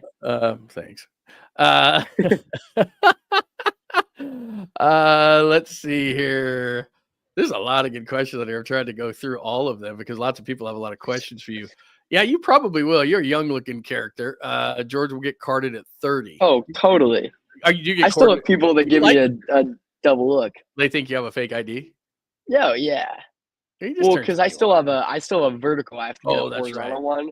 So they kind of do a double check. But even in my I took my ID picture at 16. So I look just like, I could not look more different. Do you want me to pull it out and show you? No, it's okay. I have a lion's mane. Yeah, okay, show it to us, but cover up some stuff. Yeah, well, I know that haircut. I've seen that haircut before. You know what the funny thing is? You know, I should pop up is I don't remember. You used to have shaggy hair, and then you cut it from the time you went shaggy to how old were you when you did that? That's a good picture. I got to find that one. Oh man, senior year of high school, my graduation, actually, the picture that we took, my hair is lion mane. Yeah, it's funny. And I've gotten a little shorter as time's gone on, and I realized that maybe I have to look semi-presentable on the camera from time to time. So that should be something that I should focus on. We're getting a lot of these. The people liking the stash. I've been loving it. I felt a little baby face. And I felt like it gave me a few years, and I felt like I needed that. Versus, I look back on it, I'm like, I look like a baby, but that's maybe grown up, looking more mature. Yeah, that's not a bad one right there. A little Pajemski. I could see that. I could see the Pajemski side by side there. A little bit. I can see it. A little bit of hair. He doesn't have the mustache like I do, though. Oh, that's true. That's not bad, though. And he cut his hair, too, so he's looking a little bit more like you. Pajemski is. Let's see here. What else they got for you? A lot of good questions today, man. They're happy to see you because we've spoken about you a lot. By the way, people were really stoked because I showed you up the other day. You're going to a Cape Cod. So here's the deal. You're in New Orleans this week to cover the Super Bowl with ASU. Yep. Next week you're going to Kansas City to cover the Big 12, and then that'll be what, 2 weeks or a week? March 11th. Okay. I'm going to It's the Big 12 tournament. You wrote for ASU basketball. You're the beat guy, and then you're the beat guy for baseball. Then you're doing the Cape Cod League in this offseason, the Wood Bat League, where you'll get to meet lots of stars. So you have a lot of good stuff going on. I was telling him it all came together in like a 3-day stretch. It was pretty crazy. I mean, obviously I knew this was coming, but it got announced, and then I got the internship for the Cape Cod in the upcoming summer, and then I got asked to go to the Big 12 tournament in Kansas City, and then I made the baseball coverage team all in like a 4-day stretch. So one of the more rewarding 4-day stretches I've ever had in my life, but it feels good to make progress and see all my work paying off, and now I get to be here and I'm at Radio Row. Go see how Kurt Schilling's doing a little later. Very cool. I'll let you get out of the way, but just give us a feel, though. Give us a feel. New Orleans, I think, is the #1 Super Bowl city. I just think it's fun. I think it's got everything. You guys went over to the stadium yesterday to go to opening night. It's not far. A lot of these stadiums, you got to go forever, go back and forth. So it's just the more the week will go on, it's going to get crazier and crazier, and you guys are going to have more and more fun. But just initial impressions. You've never been to New Orleans before, so what are your initial impressions of everything from Radio Row? Which I got you on Radio Row in Arizona. It's not like you're oblivious to all this stuff. So what has it been like, just like the first, 48 hours in New Orleans with everything going on around you? I think it feels a lot more grand. Phoenix is definitely – I actually dormed in Phoenix. That was where the journalism school is. So I've been to the Phoenix area. And Phoenix, there's just – it's just kind of a ghost town. There's really not just much going on in Phoenix. So this really feels a lot more like I'm in a central city. Like we bust across the bridge where they have the Mardi Gras lights on to get to the stadium. And then we walk around, and like Bourbon Street's 20 minutes down the road. The convention center is massive. It's super wide. I mean, just from being here on a Tuesday, it already looks like it's 10 times more packed than it was yesterday. The Superdome is amazing. I mean, it's just from the outside, it's a spectacle. It's amazing. Being inside, it was funny. Actually, the media room for opening night was in a parking garage. So they put carpet on a parking garage and just sat us in there. So it's kind of funny. We walked in and there's all these pillars in the room. The Superdome was amazing because it's so tight and compact. So it was really loud. Actually, fake fan noise going on within the stadium to make it feel more, because there weren't a whole lot of fans there. On the lower level, it might have been There's packed, too much to do in New Orleans. I know. But I'm really excited to see what's going on throughout the week. I mean, I feel like I haven't even, the tip of the iceberg. So see what it is. I'm excited to do our show today. We have a few good guests coming on. Nice. It was really fun to do it. That was the first time I went on with that specific show with my friends yesterday. You guys were good. I know, we killed it. I thought we had a good show. 4 people, but we have a good dynamic. We all know each other really well. I'm really excited for the whole week. I feel like I barely gotten a chance to really explore everything. We really only just glanced through Bourbon Street. We really didn't go in anywhere. I know at the very least we're going out tomorrow. Yep. To go to the media really party tonight. Explore. Yeah, because yesterday was opening night and then tonight's the media party. So we're really gonna go explore Bourbon Street tomorrow. George Lund, he's my son. He goes to ASU, goes to Arizona State, the Cronkite School of Journalism, one of the best in the country. And he's covering the Super Bowl, unlike our colleges. They're sending us to the Super Bowl. He's on Radio Row. He's in New Orleans. He's going to the media party tonight. If you want to watch those guys do their shows, and you're going to have a bunch of guests from Radio Row, because you guys are right there on Twitter/X, right? So where if you go to Blaze Radio ASU, right? We're live streaming our show all day. I think it started at 10 a.m. maybe Arizona time. So I think that might be the same time for you guys. It started at 11 New Orleans time. I think it goes till 1, and then our show starts at 2. It goes on for 2 hours, so 2 to 4 New Orleans time. Not sure what the time translation is over there. Are you going to be posting also? Like you've got your account. What's your social media account? Are you posting My Twitter is at G1 Media. I've pretty much been posting just everything that I see this whole weekend. I got a few good videos that I need to post. I'm retweeting everything that we've done. We did a 5-minute sit down at the end. We were here at midnight. We were here at midnight last night when nobody was here filming a sit down. The 3 first timers, we were kind of talking about our whole experience for the day. It was pretty fun. Hoping to do that tonight again, and just getting more content all throughout the day. Yeah, very, very cool, man. It's awesome. Enjoy the experience, have fun more than anything else, and just enjoy and go out to the city. And that's the main thing, because then you guys, you can talk about the football game all you want, but go out and experience stuff. Got to go to Patty O'Brien's tonight. Got to go to Cafe Du Monde in the morning, although I know you're not a morning person. The beignets are incredible. They're just like fancy donuts with a bunch of powdered sugar on them. They're incredible. You would love it. And just go out and just have a great time. But early in the week to the place like Patty O'Brien's, you got to do like early in the week. You can go later in the week, but it'll just be a madhouse. So if you want to kind of people watch, and I swear you're going to see people that like media members, all that kind of stuff. Like, because that's just kind of the centerpiece of where people go. Like the first thing, they drop their stuff and then they run over to Patty O'Brien's, get a hurricane, and just kind of see what the vibe is. Bourbon Cowboy, you got to go ride and have them video you riding a mechanical bull. I did a show from there. I'll tell the story later in the week, but I'll let you go because you got stuff to do and a show to prepare for in New Orleans. And then we'll talk to you throughout the week. And good job. Proud of you. You're doing a great job. Sweet. At Blaze Radio ASU and at G Lund Media, right? At Blaze Radio ASU. Follow along with the guys from Radio Row, and you're at G Lund Media, and you're posting a bunch of stuff from New Orleans. All right, young son. Well done. Thanks. I'll send you videos of me riding the bull. Yeah, I want to know that. I want to see that. That's a great spot. Let's see how it goes. All right. Have a lot of fun. See Thanks. you, my brother. All right. See ya. I cut him off a little early there. Sorry about that. There you go. What did you think? There's young son. Yes. Unfortunately, looks like me. Hopefully he'll outgrow that. The mustache, is a big conversation point, and he's got a lot of good stuff going on. So make sure you check him out. Really good stuff, and I appreciate all the questions and support, because sometimes when you have your kid on, you're like, that's enough. That's enough of your kid, talking about your kid on Facebook and everything. But pretty cool. And a lot of people said, you can tell how excited he is, because he is, man. It's just like he's covered things, and because he's my son, he's had opportunities to go into clubhouses a lot and everything, but then he's earned his way. Like I said, he did an internship, covered the Giants last year. Doing this thing this year. He was the beat writer for women's basketball last year, men's basketball this year. He just got on as the beat writer for ASU baseball, which is a big deal.